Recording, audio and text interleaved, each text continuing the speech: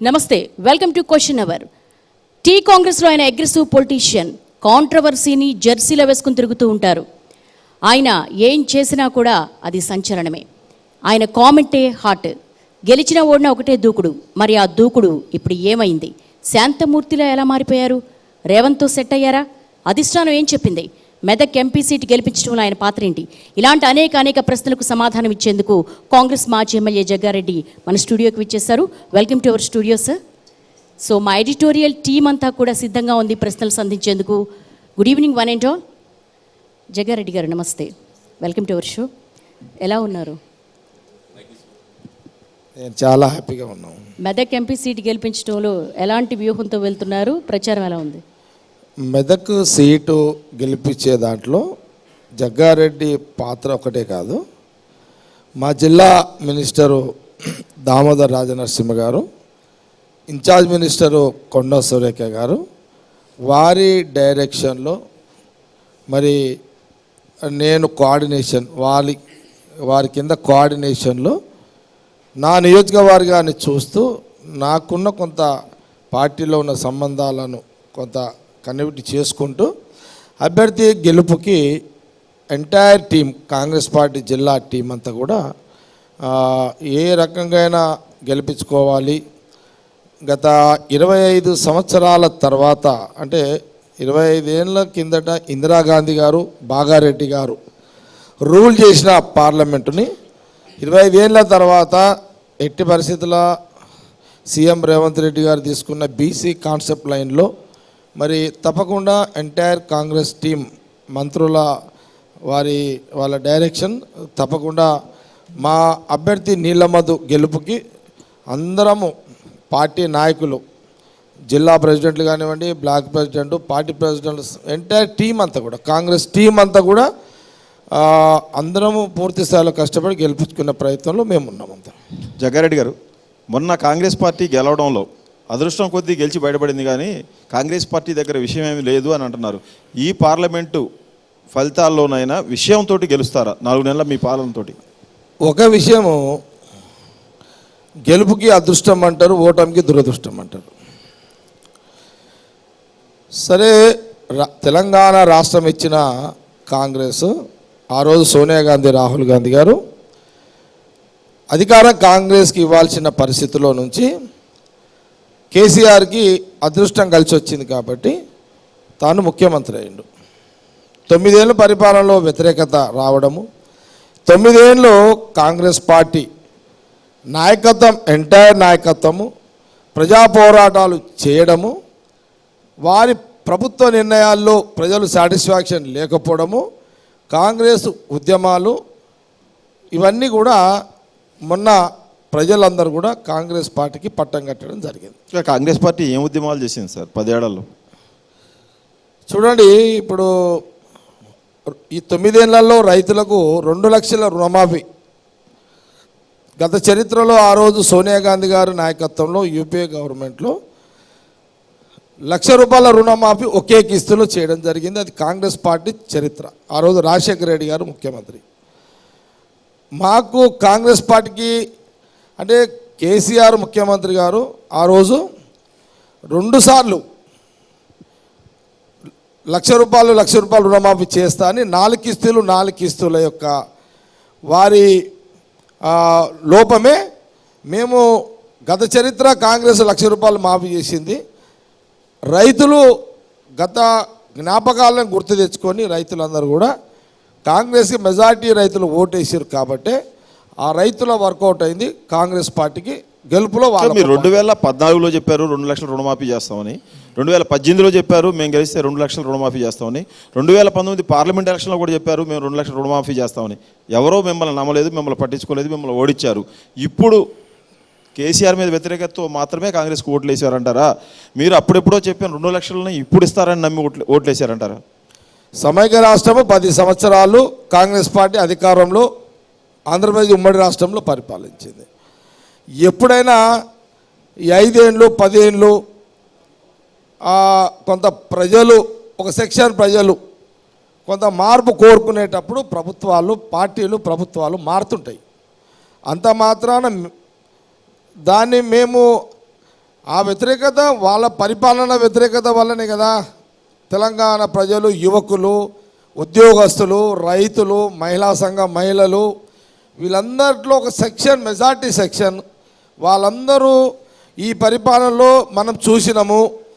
కొత్త పార్టీ వాళ్ళు ఏదో కేసీఆర్ అనేక వాగ్దానాలు చేసిండు, ఇవన్నీ ఆవిడ కనెక్ట్ అయ్యి ఒకసారి ఇచ్చిర్రు. ఒకసారి ఇచ్చినా కదా రెండోసారి ఇస్తే చేస్తాడేమో అని నమ్మిర్రు.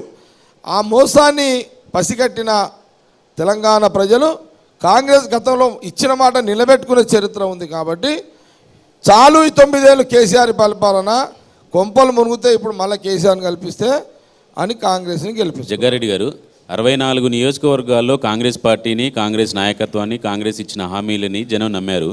మరి సంగారెడ్డిలో కాంగ్రెస్ పార్టీని నమ్మలేదా, జగ్గారెడ్డిని నమ్మలేదా? నా టైం బాగలేదు అంతే, ఇంకేం లేదు అంతే.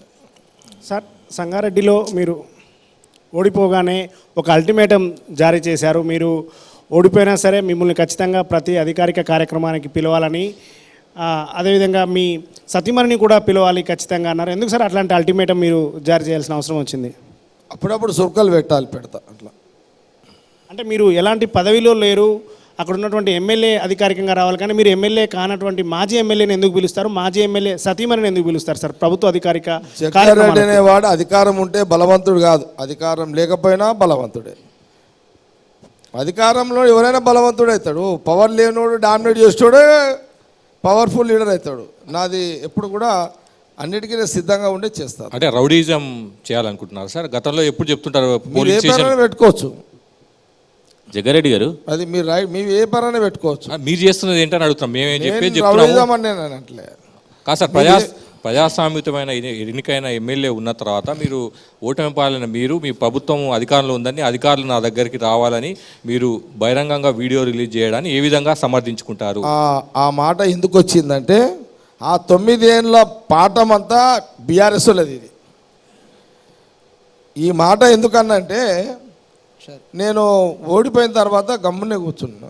వినండి, ఇది కూడా ఇప్పుడు నేను ఎమ్మెల్యే గెలిచినాక ఇదే జిల్లా మినిస్టర్ హరీష్ రావు గారు, ఇదే ఎక్స్ఎమ్మెల్యే వాళ్ళ నాయకుడిని, అధికారులు నన్ను పిలవకపోయినా నేను పెద్ద పట్టించుకోలే, వదిలేసిన. ఏదో పోని కొబ్బరికాయలు కొట్టుకుంటున్నారు పోనీ అక్కడ అని చెప్పి, ఇక గుమ్మడికాయలు కొట్టుకుంటున్నారు కొట్టుకోపోని అని వదిలేసిన. నేను 10 ఏళ్ళు గుమ్మడికాయలు కొట్టిన, కొబ్బరికాయలు కొట్టి కొట్టి కొట్టి కొట్టే ఇడిదాకా వచ్చిన. కొత్త కొట్టుకున్నాను వదిలేసిన. నేనేమంటున్నంటే ఈ సాంప్రదాయాలను తీసుకొచ్చిందే బీఆర్ఎస్. అంటే అపోజిషన్ పార్టీ ఎమ్మెల్యేలని గౌరవించే సాంప్రదాయం బీఆర్ఎస్ గవర్నమెంట్ లేకపోవడానికి నేను కొంత సుర్కలు పెట్టాలని ఆ ప్రకటనలు చేసిన. అంటే వాళ్ళ విద్యనే వాళ్ళదే ఇదంతా, ఈ ట్రైనింగ్ బీఆర్ఎస్దే, కేసీఆర్ ట్రైనింగ్ ఇదంతా. జగ్గారెడ్డి గారు, మీరు అందుకే నేను సుర్కలు పెట్టిన, తప్పేం లేదు. మీకు గుర్తుండాలి, ఒక పత్రికా ప్రకటన కూడా ఇచ్చారు. నా ఓటమి నా బ్యాడ్ లక్ కాదు, సంగారెడ్డి ప్రజల బ్యాడ్ లక్, ఇంకా వాళ్ళని పట్టించుకోనని చెప్పేసి అలిగి ఇంట్లో కూర్చున్నారు. ఎందుకు అంత అలక? ఒకవైపేమో మీ బ్యాడ్ లక్తో ఓడిపోయినామని చెప్తున్నారు, ఇంకోవైపు ఏమో అలక వహిస్తారు. ఒకటి, మీరు మీ ప్రశ్నని ఖండిస్తున్నా.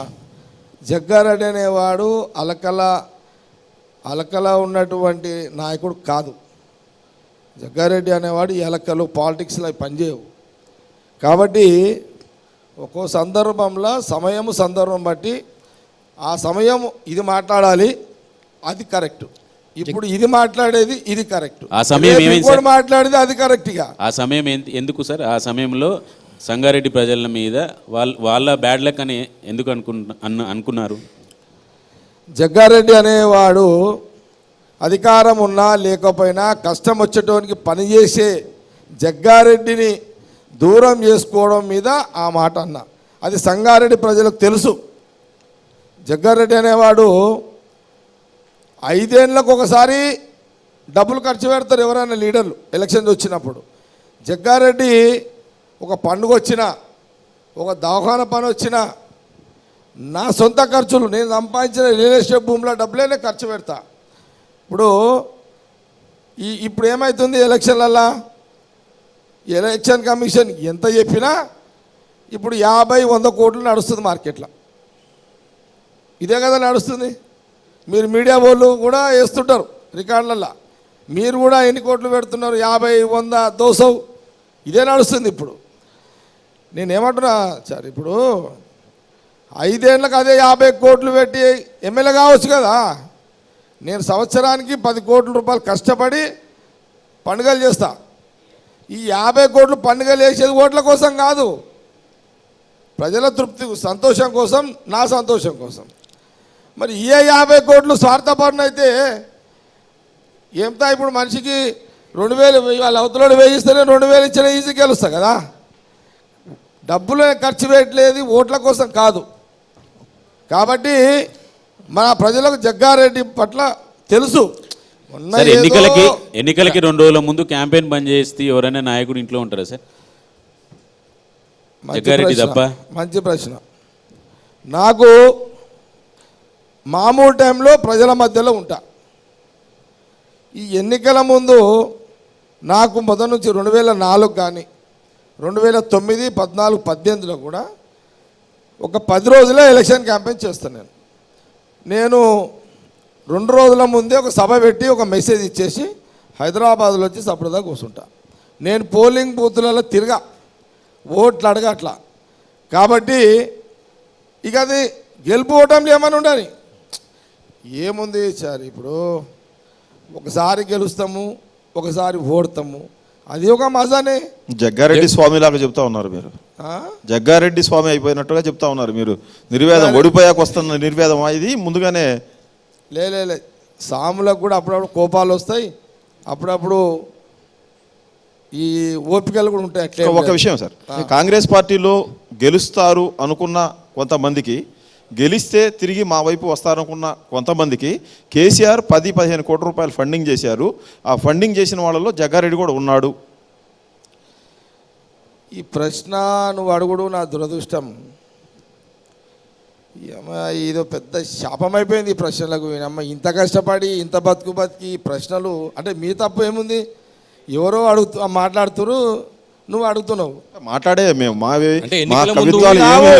ఎవరో అనుకుంటున్నారు. ఎన్నికల ముందు మీరు బీఆర్ఎస్కి వెళ్తారన్న కూడా బాగా ప్రచారం జరిగింది, దానికి యాడ్ అయింది సార్. అది బీఆర్ఎస్లో పోతున్నాడు, దుంకుతున్నాడు, గంటకు దుంకుతాడు, 2 గంటలకు దుంకుతాడు, సోషల్ మీడియాలో అయితే ఆడుకున్నారు, ఇవన్నీ జరిగినాయి. ఇప్పుడు మీరు అడుగుతున్నారు కదా, ఈ 15 కోట్లు తీసుకొని ఎలక్షన్ల పంచాయతీ ఏంది? జగ్గారెడ్డి 15 కోట్లు తూక్తా ఏం సరిపోతాయి? 15 కోట్లు ఎంత సార్? నేనే సంవత్సరానికి పండుగలో 10 కోట్లు పెట్టి 5 ఏళ్ళకు నాకు అప్పో సప్పో లేకపోతే రియల్ ఎస్టేట్ చేసి 50 కోట్లు పెట్టేటోనికి ఎలక్షన్ల 15 కోట్లు ఆడదగుతాయి. తక్కెళ్ళేస్తే కూడా పనికిరావు నాకు అవి. అట్లా కాదు అది. మీరు అడిగే ప్రశ్న మంచిదే, అనుమానంలో కొంత క్లారిటీ ఇవ్వడానికన్నా వస్తుంది. మీ ఇంట్లో కేసీఆర్ నుంచి 15 కోట్లు వచ్చాయి, కానీ హరీష్ రావు 20 కోట్లు పెట్టి మమ్మల్ని ఓడించాడు. డబ్బులు లేక మీరు ఓడిపోయారని మీరు కూడా చాలా బాధపడ్డారు. నేను బాధపడలే, ఓడిపోయినా అనే బాధ నాకు లేదు. ఆ ఓడిపోయిన ఒక్క సెకండ్లో చాలా సంతోషంగా ఇప్పటివరకు హ్యాపీగానే ఉన్నా. కానీ బ్యాడ్ టైం అంతే. ఒక మాట చెప్తున్నా, గెలుపుకి ఏదో సంఘాలు గుర్తుకున్నాడు, ఓడిపోతే ఆ కారణాలు చెప్పడం వేస్ట్గా. ఓటమే సబ్జెక్ట్. కానీ జగ్గారెడ్డి గారు మీరు గెలుపోవటం మామూలుగా ఈక్వల్గా అన్నట్టుగా మాట్లాడుతున్నారు, కానీ సంగారెడ్డి నుంచి మరోసారి పోటీ చేయనన్న ప్రకటన కూడా చేసినట్టున్నారు. ఎందుకు చేయాల్సి వచ్చింది? చెప్పినాడన్న అఫీషియల్గా చెప్పినందుకే అడుగుతున్నారు. లేదు రికార్డు ఉంటే చూపెట్టుండి. జగ్గారెడ్డి గారు ఏదైతే నేను రికార్డు పరంగా ఉంటే మాట్లాడండి ప్రశ్న. నేను రాజకీయాలు ఇంకా 40 ఏళ్ళు బతకాలి, ఇంకా 40 ఏళ్ళు ఎమ్మెల్యేగా పోటీ చేయాలనుకునేటోని సంగారెడ్డిలో. నా వయసు 58. రాష్ట్రం అంతా తిరుగుతా అక్కడ ఇంకా తిరుగుతా, అక్కడ పోటీ చేసే ఆలోచన లేదు, రాష్ట్రం అంతా తిరుగుతా అన్నట్టున్నారు మీరు. లేదు నేను ఎక్కడ కూడా మీకు రికార్డులో చెప్పలేదు. జగ్గారెడ్డి గారు మీరు ప్రతిపక్షంలో ఉన్నప్పుడు చాలామంది అధికారులకు సంబంధించిన పేర్లు మేము రాసుకుంటున్నాం, అంతేకాకుండా మేము అధికారంలోకి వచ్చిన తర్వాత వాళ్ళ చర్యలు తీసుకుంటాం అని చెప్పి చాలాసార్లు ప్రకటన చేస్తారు. అది మొదలైందంటారా? మొదలు కావాల్సిన అవసరం లేదు. గవర్నమెంట్ వచ్చిన సెకండ్లలో గుండెలు వలిగిపోయి ఉంటాయి వాళ్ళకి. ఇంకా మేము ముట్టుకోవాల్సిన అవసరమే లేదు వాళ్ళని. ఆ రోజు ఏ అధికారులు కాంగ్రెస్ పార్టీ నాయకులను కార్యకర్తలను ఇబ్బంది పెట్టిన పోలీస్ అధికారులు కొందరు, ఐఏఎస్ అధికారులు కొందరు, మా నాయకులతో ఆడుకున్న వాళ్ళందరూ కూడా గవర్నమెంట్ వచ్చిన ఒక సెకండ్లలో వాళ్ళు మారిపోయారు. వాళ్ళకి అదే పనిష్మెంట్గా వాళ్ళని ఏదో పిలిచి కొట్టాల్సి తిట్టాల్సిన అవసరం లేదు. వాళ్ళు ఇక ఆటోమేటిక్ గవర్నమెంట్ చేంజ్ కాగానే వాళ్ళ యాక్టివిటీ అన్నీ మారిపోతాయి. జగ్గారెడ్డి గారు, హరీష్ రావుకి జగ్గారెడ్డికి ఎక్కడ పంచాయతీ? బామార్దినేమో భుజాన్ని వేసుకొని మోసారు, బావనేమో మాటలతో ఎక్కుపెట్టారు. ఆయన జిల్లా మంత్రిగా నన్ను దొక్కాలని చూస్తున్నాడు.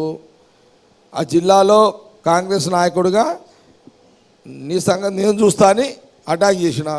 ఇది రాజకీయమైనటువంటి పోరాటము కాబట్టి ఇది ఆ జిల్లాకు సంబంధించిన విషయాలు వచ్చినప్పుడు ఆ జిల్లా ఆధిపత్య పోరు, రాజకీయ ఆధిపత్య పోరులో తప్పకుండా ఎప్పుడు నేను నిలదీస్తూనే ఉంటా, అడ్డుపడుతూనే ఉంటా, అడ్డం వస్తే చూస్తూనే ఉంటా. అదే హరీష్ రావుని జెడ్పీ హాల్లో శాలువాతో సన్మానం చేశారు. ఆయన మంత్రి, నేను ఎమ్మెల్యేని, తప్పు పట్టాల్సిన అవసరం లేదు. అప్పుడు అనిపించలేదా హరీష్ రావు నన్ను మా తొక్కేసాడు? ప్రజల కోసం నేను చెయ్యాలి. ఎందుకంటే బాధ్యత గల పోస్టు ఎమ్మెల్యే, మొదటిసారి యుద్ధం చేయాల్సిన అవసరం లేదు. మంచితనంతో మన హక్కులను సద్వినియోగపరిచే దాంట్లో ప్రజల కోసము మాట్లాడినా, సన్మానం చేసిన, ఆ ప్రయత్నం చేయకుండా డైరెక్ట్గా అటాక్ చేస్తే ప్రజలు కూడా ఒప్పుకోరు. ప్రజల అభిప్రాయం మేరకే మొదటి ఎన్నికల్లో మొన్న గెలిచిన దాంట్లో ఆ సన్మానాలు చేయడం జరిగింది. రాజకీయ పోరాటము వేరు, అభివృద్ధికి సంబంధించిన బాధ్యతలు వేరు. బావని కొట్టడానికి బామార్దిని అసనంగా వాడుకున్నారా 9 ఏళ్ళు? అయినా మీరు జైలుకు పోయారు. ఏ బావలేడు, బామర్ది లేడు. హరీష్ రావు వాళ్ళు ఇద్దరు ఎవరు బామర్ది ఎవరు? హరీష్ కేటీఆర్. హరీష్ రావు కాదని కేటీఆర్ పనులు చేస్తాడా? ఆ దమ్ము కేటీఆర్కి ఉందా? అయితే సార్ నిండు అసెంబ్లీలో చేతిలో ఇన్ని రిప్రజెంటేషన్స్ తీసుకొని సీఎంని గెలిచారు, కేటీఆర్ పక్కన కూర్చొని సంతకాలు పెట్టించుకున్నారు, మర్చిపోయారా? కేసీఆర్ గురించి చెప్పాలంటే పెద్ద ఎపిసోడ్ ఉంటుంది. ఆయన సంతకాలు అంటే ఇప్పుడు నేనేమంటున్నా అంటే ఇప్పుడు ఇక అధికారం మాది వచ్చింది, ఇక మేమేం చేయాలనుకుంటున్నామో నన్ను అడగండి, మేమేం చేస్తామో అడగండి. ఇప్పుడు కేసీఆర్కి తెలంగాణ ప్రజలు రెస్ట్ ఇచ్చారు, మీరు కూడా రెస్ట్ ఇచ్చేసి. జగ్గారెడ్డి గారు కాంగ్రెస్ ప్రభుత్వం వచ్చినప్పటి నుంచి కూడా బీజేపీ కానీ బీఆర్ఎస్ కానీ కాంగ్రెస్ ప్రభుత్వం ఎక్కువ రోజులు ఉండదు, ఖచ్చితంగా కూలిపోతుందని రెగ్యులర్గా విమర్శలు చేస్తున్నారు. ఇంకొక మాట ఏమంటున్నారంటే కాంగ్రెస్ ప్రభుత్వాన్ని ఒకరు కూలగొట్టాల్సిన అవసరం లేదు, వాళ్ళకే అంతర్గత విభేదాలు ఉండి వాళ్ళే కూలగొట్టేస్తారు అంటున్నారు. ఈ మాటలకు మీరు వాళ్ళకి చెప్పే సమాధానం ఏంటి? ఎవరిది కేసీఆర్ గారు చెప్పిందా? ప్రతిపక్షాలు రెండు కూడా అవే మాట అంటున్నాయి. ఇద్దరు ఫెయిల్ అయిపోతారు. కాంగ్రెస్ వాళ్ళకి తెలుసు కదా, ఇద్దరు ఫెయిల్ అవుతారు. బీజేపీ వాళ్ళు బీఆర్ఎస్ నాయకత్వం ఎవరైతే మాది మేము ఏదో చేస్తామని వాళ్ళు అంటున్నారో వాళ్ళిద్దరు ఫెయిల్ అవుతారు. 100% ముఖ్యమంత్రి రేవంత్ రెడ్డి గారు ఫుల్ పీరియడ్ ఉంటాడు, మా మంత్రులు సేఫ్ అందరూ అట్లనే ఉంటారు. ఖచ్చితంగా 5 ఏళ్ళు పరిపాలిస్తాము. మళ్ళీ వచ్చే 5 ఏళ్ళు మా గవర్నమెంట్ ఉండడానికి కూడా మా వ్యూహాలు మాకున్నాయి. ఎలక్షన్ ముందు మీరు జగ్గారెడ్డి తోటి రేవంత్ రెడ్డి తోటి ఉత్తమ్ కుమార్ రెడ్డి తోటి కోమటిరెడ్డి అందరూ కొట్టుకునేవాళ్ళు కదా. రోజు అధికారం వచ్చిన తర్వాతనే కదా మీరు మేము మాది అన్నదమ్ముల బంధం, ఆత్మీయ బంధం అని చెప్పుకుంటున్నారు. ప్రతిపక్షాలు చేసే కామెంట్లో తప్పే ఉంది. మీరు అందరూ కడుపులో కత్తులు పెట్టుకొని కలిసి ఉంటున్నారనే ఒక భావన అయితే ఉంది. మీరైతే రేవంత్ రెడ్డిని ఏ విధంగా కామెంట్ చేశారో అందరికీ తెలుసు. రేవంత్ రెడ్డి అసలు నాయకుడే కదా, ఆయన పీసీసీ చీఫ్ నుంచి తీసేయమని నేను ఒక లెటర్ కూడా ఏసీసీకి రాస్తా అన్నారు. అవన్నీ కడుపులో లేవా? ఆ ఎపిసోడ్ అయిపోయింది. అది ఇప్పుడు ఆ ఎపిసోడ్ మీద చర్చ అవసరం లేదని నేను అనుకుంటున్నాను. రేవంత్ రెడ్డికి జగ్గారెడ్డి లొంగడము అనేది అది లొంగే మాట కాదు. ఇది ఆ రోజు అదే అవసరం, అది అయిపోయింది. ఈరోజు వేరే ఈ అవసరాలు వేరు. ప్రభుత్వం కాపాడుకోవాల్సిన ప్రజలు, అదేమో మా ఇంటి పంచాయతీ, అది ఇదేమో ఇప్పుడు ప్రభుత్వం అంటే ప్రజలు. అప్పుడున్న మా ఇంటి పంచాయతీలో మాకు పోస్టులు కావాలి అని మేము గొడవపడ్డ వ్యవహారం వేరు. అది ఇంటి పంచాయతీ, ప్యూర్ ఇంటి పంచాయతీ. మీ ఇంటి పంచాయతీ పంచాయతీకి ఈ ప్రజా పరిపాలనకు సంబంధం లేదు. ఇది ప్రభుత్వము ప్రజలు ఇచ్చిర్రు. ముఖ్యమంత్రి రేవంత్ రెడ్డి గారిని కాంగ్రెస్ పార్టీ నాయకుడిగా ఎంటైర్ జగ్గారెడ్డే కాదు మేమందరము, ఆయన కాంగ్రెస్ పార్టీ ముఖ్యమంత్రి. ఆ ముఖ్యమంత్రిని మేమందరం కాపాడుకున్న బాధ్యత ప్రతి ఒక్కరి మీద ఉన్నదిగా. మీకు మా మధ్యలో అది ఆ ఘట్టం అయిపోయింది కదా, ఇక ఆ చర్చ లేదుగా. అంటే అధికారం వచ్చింది, ఆయన సీఎంగా ఉంటాడు, ఆయన అవసరం మీకు ఉంటుంది కాబట్టి మీరు ఆయనతో సర్దుబాటు చేసుకున్నారు. సర్దుబాటు ఏముంటుంది ఇక్కడ, పంచుకునేది ఏముంటుంది? ఇప్పుడు ఒకటే విషయము, ప్రజలు మా కాంగ్రెస్ పార్టీకి ప్రభుత్వాన్ని ఏర్పాటు చేసుకునే అవకాశం ఇచ్చిర్రు మెజార్టీతోటి. కాబట్టి ప్రజలు ఇచ్చిన దాన్ని మేము సద్వినియోగం చేసి మేము ప్రజలకు మంచి సర్వీస్ ఇవ్వాలి. దాంట్లో జగ్గారెడ్డే కాదు, మేమందరము భాగస్వాములమయ్యి ప్రజా బాధ్యతలను సక్రమంగా నెరవేర్చాలి. ఇది పెద్దరికం పోస్ట్ ఇచ్చిరు మాకు, పెద్దల పోస్టులు అప్పచెప్పారు ప్రభుత్వం. అంటే పెద్దల బాధ్యత ఏంది? ఇప్పుడు మేము అప్పుడు కొట్లాడుకున్నారు కదా, ఇప్పుడు ఎందుకు కొట్లాడతలేరు? అప్పుడు మాకు కొట్టుకున్నారు కదా, ఇప్పుడు ఇది కాదు కదా చర్చ. అప్పుడున్న ఆ రాజకీయ పరిస్థితులు వేరు, ఇప్పుడు ప్రజల బాధ్యతలో మేము ఉన్నాం. ఇప్పుడు మేము ప్రజలకు జవాబుదారుగా ఉన్నాము. మా డ్యూటీ ప్రజలకు జవాబుదారుగా కాంగ్రెస్ ప్రభుత్వము మేము పాతని పక్క పెట్టి మేము ప్రజల సర్వీసును పూర్తిగా మేము నిమగ్నమై పనిచేయాల్సిన బాధ్యతగా మా అందరి మీద ఉంది. ప్రజలకు జవాబుదారీగా ఉన్న మీరు హరీష్ రావు పైన 5,000 కోట్ల రూపాయలు లిక్విడ్ క్యాష్ ఈఎన్సీ హరిరామ్ దగ్గర ఉంది, ఆయన అక్కడ పెట్టారు అని మీరు ఆరోపణలు చేస్తున్నారు. గతంలో మిమ్మల్ని జైల్లో పెట్టించారని దానికి కక్ష సాధింపు చర్యలా, లేకపోతే ఈ ఆరోపణల్లో వాస్తవం ఉంటే ఆధారం ఉంటే ప్రూవ్ చేయొచ్చు కదా? మీరు ట్రై చేస్తామా నెక్స్ట్? అది మీరు ఈ ఆరోపణల్ని అదే అది అర్థమైంది. అది 5,000 కోట్ల స్కామ్ అన్న, అదే నేను చెప్పిన కదా, ఎలక్షన్ టైం కాబట్టి కొంత ఊరుకున్నా. ఎవరు ఆ సిఈ సంగతి ఏంది అదంతా చూసుకొని మళ్ళీ ఒకసారి మీరు అది మళ్ళీ మీడియా ముందుకు వస్తుంది. దాని మీద నిర్మలా జగ్గారెడ్డికి జగ్గారెడ్డి కోటాలో పదవి వచ్చిందా, రేవంత్ రెడ్డి కోటాలో పదవి వచ్చిందా? మొన్నటిదాకా విమర్శలు చేశారు. ఇప్పుడు వచ్చినటువంటి నామినేటెడ్ పోస్టుల్లో ఫస్ట్ పోస్టు నిర్మలా జగ్గారెడ్డికే వచ్చింది. ఇప్పుడు నేను ఒకరోజు సీఎం రేవంత్ రెడ్డి గారిని కలవడానికి పోయినప్పుడు నేను రేవంత్ రెడ్డి గారిని జనరల్గా కలవడానికి మాట్లాడడానికి పోయినప్పుడు సీఎం రేవంత్ రెడ్డి గారు అన్న మాటనే మీకు చెప్తున్నా. వారు ఏమన్నారంటే, అన్నా నువ్వు ఆ కాన్స్టిట్యుయెన్సీలో ఒక ప్రోటోకాల్ కావాలి, ఇప్పుడు నీ పర్సనాలిటీ కార్పొరేషన్ తీసుకునేది కాదు, సరే నీ వ్యవహారము నీ రాజకీయ వ్యవహారం ఏదైనా ఉంటే ఢిల్లీ పెద్దలు నువ్వు వాళ్ళు ఏం డిసైడ్ చేస్తారో అప్పుడు సంగతి చూద్దాము. మరి అప్పటి వరకు అయితే ఆ కాన్స్టిట్యుయెన్సీలో జిల్లా మినిస్టర్ దామోదర్ గారు ఉన్నారు, అయినా ఆ కాన్స్టిట్యుయెన్సీలో కొంత డెవలప్మెంట్కి సంబంధించి చూడాలి. కాబట్టి నేను వదినకు నా కోటాలో, అంటే ఆయన కోట నాది కాదు, రేవంత్ రెడ్డి గారు అన్న మాట ఏంటంటే, అన్న నీ కోటా కాదు, ఇది ముఖ్యమంత్రిగా పిసిసి ప్రెసిడెంట్గా నా కోటాలోనే నేను వదినకు కార్పొరేషన్ చైర్మన్ ఇవ్వాలని అనుకుంటున్నా. ఇది ఢిల్లీ కూడా చెప్తా, దీంట్లో ఇక నీ ప్రమేయం లేదు అని సీఎం రేవంత్ రెడ్డి గారే స్వయంగా అన్న తర్వాతనే వారు తీసుకున్న డిసిషన్. జగ్గారెడ్డిని పక్కన పెట్టడానికి మాత్రమే నిర్మలా జగ్గారెడ్డికి ఆ పదవి ఇచ్చారు. 5 ఏళ్ళు మీకు ఏ పదవి రాకుండా చేశారు రేవంత్ రెడ్డి అనే ఒక తప్పదు. అది ఎవరన్నా బయట అనుకుంటే కూడా నేను వాళ్ళకు కూడా ఇంటివి ద్వారా తెలియజేస్తున్నాను. ఎక్కడ కూడా ఈ ఒత్తుడు గిత్తుడు కథం చేస్తుడు లేనే లేదు. అవన్నీ అవి ఊహాగానాలు. నాకు ఇక కొన్ని విషయాలు అంటే దీని విషయంలో ఎవరు కూడా ఏదో అనుకోవాల్సిన అవసరం కూడా లేదు, అది ముచ్చటం లేదు. అది పద్ధతి ప్రకారమే. 9 ఏళ్ళ తర్వాత ఒక విశ్వాసంతో ప్రజలు కాంగ్రెస్ పార్టీకి పట్టం కట్టారు. ఇక్కడ సోనియా గాంధీ, రాహుల్ గాంధీ, ప్రియాంక గాంధీ గారు ఎంటైర్ తెలంగాణలో ప్రతి నియోజకవర్గానికి టచ్ చేసిర్రు. ఒక అందరినీ కలుపుకొని పోయి ఒక సిస్టాన్ని రాహుల్ గాంధీ గారు చేయడం జరిగింది. ప్రజలు వీళ్ళందరూ ఒకటయ్యారు అనే ఒక మెసేజ్ రాహుల్ గాంధీ ద్వారా, సీఎం అప్పుడున్న పిసిసి రేవంత్ రెడ్డి ద్వారా సిస్టమ్ అంతా ప్రజలకు పోయింది. కాబట్టి ఆ రోజు రాహుల్ గాంధీ గారు చేసిన ప్రయత్నంలోనే ఈ ప్రజలు విశ్వసించి కాంగ్రెస్ పార్టీకి అధికారం ఇచ్చారు. మా బాధ్యత గతంలో ఏం జరిగినా పక్కకు పెట్టేసినట్టే మేము. ఇప్పుడు పద్ధతి ప్రకారం ప్రజలు ఇచ్చిన ఈ అవకాశాన్ని మేము 101% పూర్తి స్థాయిలో సీఎం రేవంత్ రెడ్డి గారు, మా మినిస్టర్సు, డిప్యూటీ సీఎం అందరము పద్ధతి ప్రకారము పరిపాలన సక్రమంగా పద్ధతి ప్రకారం వాళ్ళకి ఇచ్చిన హామీలు చేసుకుంటూ పరిపాలన చేయడం జరుగుతుంది. ఇందులో ఎవరు కూడా ఎవరైనా చిన్న చిన్న అనుమానాలు ఉంటే అనుమానాలను పక్క పెట్టేసేయండి. మా జాగ్రత్తలో మేము ఉన్నాము. బీజేపీ బీఆర్ఎస్ వాళ్ళకి ఏం సుధరాయిస్తలేదు. ఎప్పుడు మమ్మల్ని ఏం చేయాలనేది వాళ్ళు చూస్తున్నారు. మేమేం తక్కువలం కాదు. మేము ఎన్ని చూడలేదు.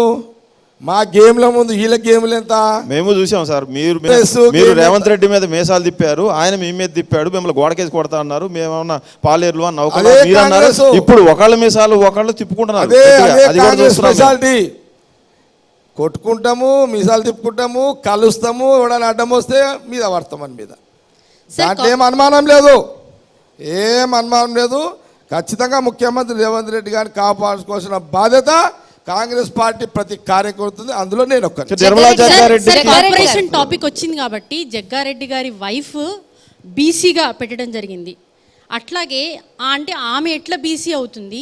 శోభారాణి గారు బీసీగా, ఆమె కాస్ట్ రెడ్డి అయినప్పటికీ కూడా బీసీగా ఆమెను కార్పొరేషన్లో పెట్టడం జరిగింది. అంటే కాంగ్రెస్ పార్టీ ప్రభుత్వంలో బీసీలకు అన్యాయం జరుగుతుంది అనడానికి ఇది ఒక నిదర్శనంగా చూడొచ్చా? అంటే నేనేమంటున్నంటే, ఇప్పుడు ఇక బీసీ కోట, ఎస్సీ కోట కాంగ్రెస్లో అందరికీ అన్ని కులాస్తులు ఒకటే చెప్తున్నాండి. రెండు ద్వంద్వ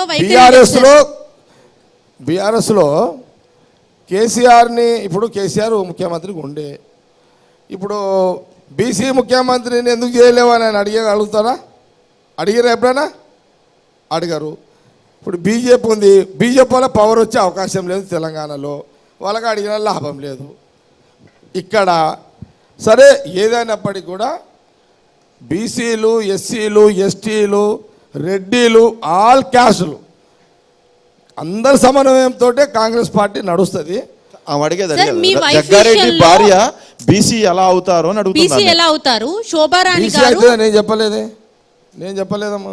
అక్కడ బీసీ గౌడ అని రాశారు కదా సార్, కార్పొరేషన్ లిస్ట్లో బీసీ గౌడ అని మీ వైఫ్ పక్కన రాశారు. శోభారాణి గారి దగ్గరకు వచ్చేసరికి ఆమె రెడ్డి కానీ బీసీ అని రాశారు కదా. మీ వైఫ్ కి ఒక న్యాయము, ఆమెకు ఒక న్యాయము. అంటే ఎటు తిరిగినా కూడా రెడ్డి అనే ప్లేస్ జనరల్ గా రికార్డ్ పరంగా వచ్చినప్పుడు ఆమె గౌడ్స్ కాబట్టి గౌడ అని రాశారు. బీసీ కోటా రాశారు సార్ ఇద్దరికి. ఎవరు రాశారు? ఆమె శోభారాణి గారు రెడ్డి, ఆమెకు బీసీ కోటాలో ఇచ్చారు. మీ వైఫ్ అలా చూసుకుంటే హస్బెండ్ ఇది రావాలి అంటే రెడ్డి అవుతుంది. గౌడ్కి వచ్చింది బీసీ, ఇక్కడ రెడ్డికి వచ్చింది. కానీ రెండు బీసీ కోటాలు వచ్చింది కదా, ఇద్దరు లేడీస్ కోటా వచ్చింది కదా, అది చూడండి. ఇక జగ్గారెడ్డి గారు, ఇప్పుడు మీరు ఒక డైరెక్ట్ స్టేట్మెంట్ ఇచ్చారు, ఇక్కడ తెలంగాణలో బీజేపీ వచ్చే ఛాన్సే లేదు అన్నారు. బట్ ఇప్పుడు నెక్స్ట్ టర్మ్ ప్రధాని కనుక మోడీ గారు అయితే ఖచ్చితంగా నెక్స్ట్ తెలంగాణలో బీజేపీ గవర్నమెంటే వస్తుందన్న టాక్ అయితే నడుస్తోంది కదా, మీరు స్టేట్మెంట్ అలా ఎలా ఇస్తున్నారు? డైరెక్ట్ చాయిస్ బీజేపీ తెలంగాణలో గవర్నమెంట్ రాదు. అదే ఎందుకు రాదు? ఎందుకంటే వాళ్ళకి పునాదులు లేవు, పిల్లలు లేవు. బట్ కాంగ్రెస్ నుంచి ఖచ్చితంగా కొంతమందిని తీసుకుంటారు, ఫామ్ చేస్తారు అన్న టాక్స్ అయితే గట్టిగా ప్రచారంలో ఉన్నాయి కదా, దానికి ఏం చెప్తారు? అమ్మా బీజేపీలో పోయి అంత పిచ్చోలమ్మా, ఈడంతా ఏముంటుందని పోతారాడా? కాంగ్రెస్లో హ్యాపీగా ఆడుకుంటారు ఈడ రాజకీయంగా.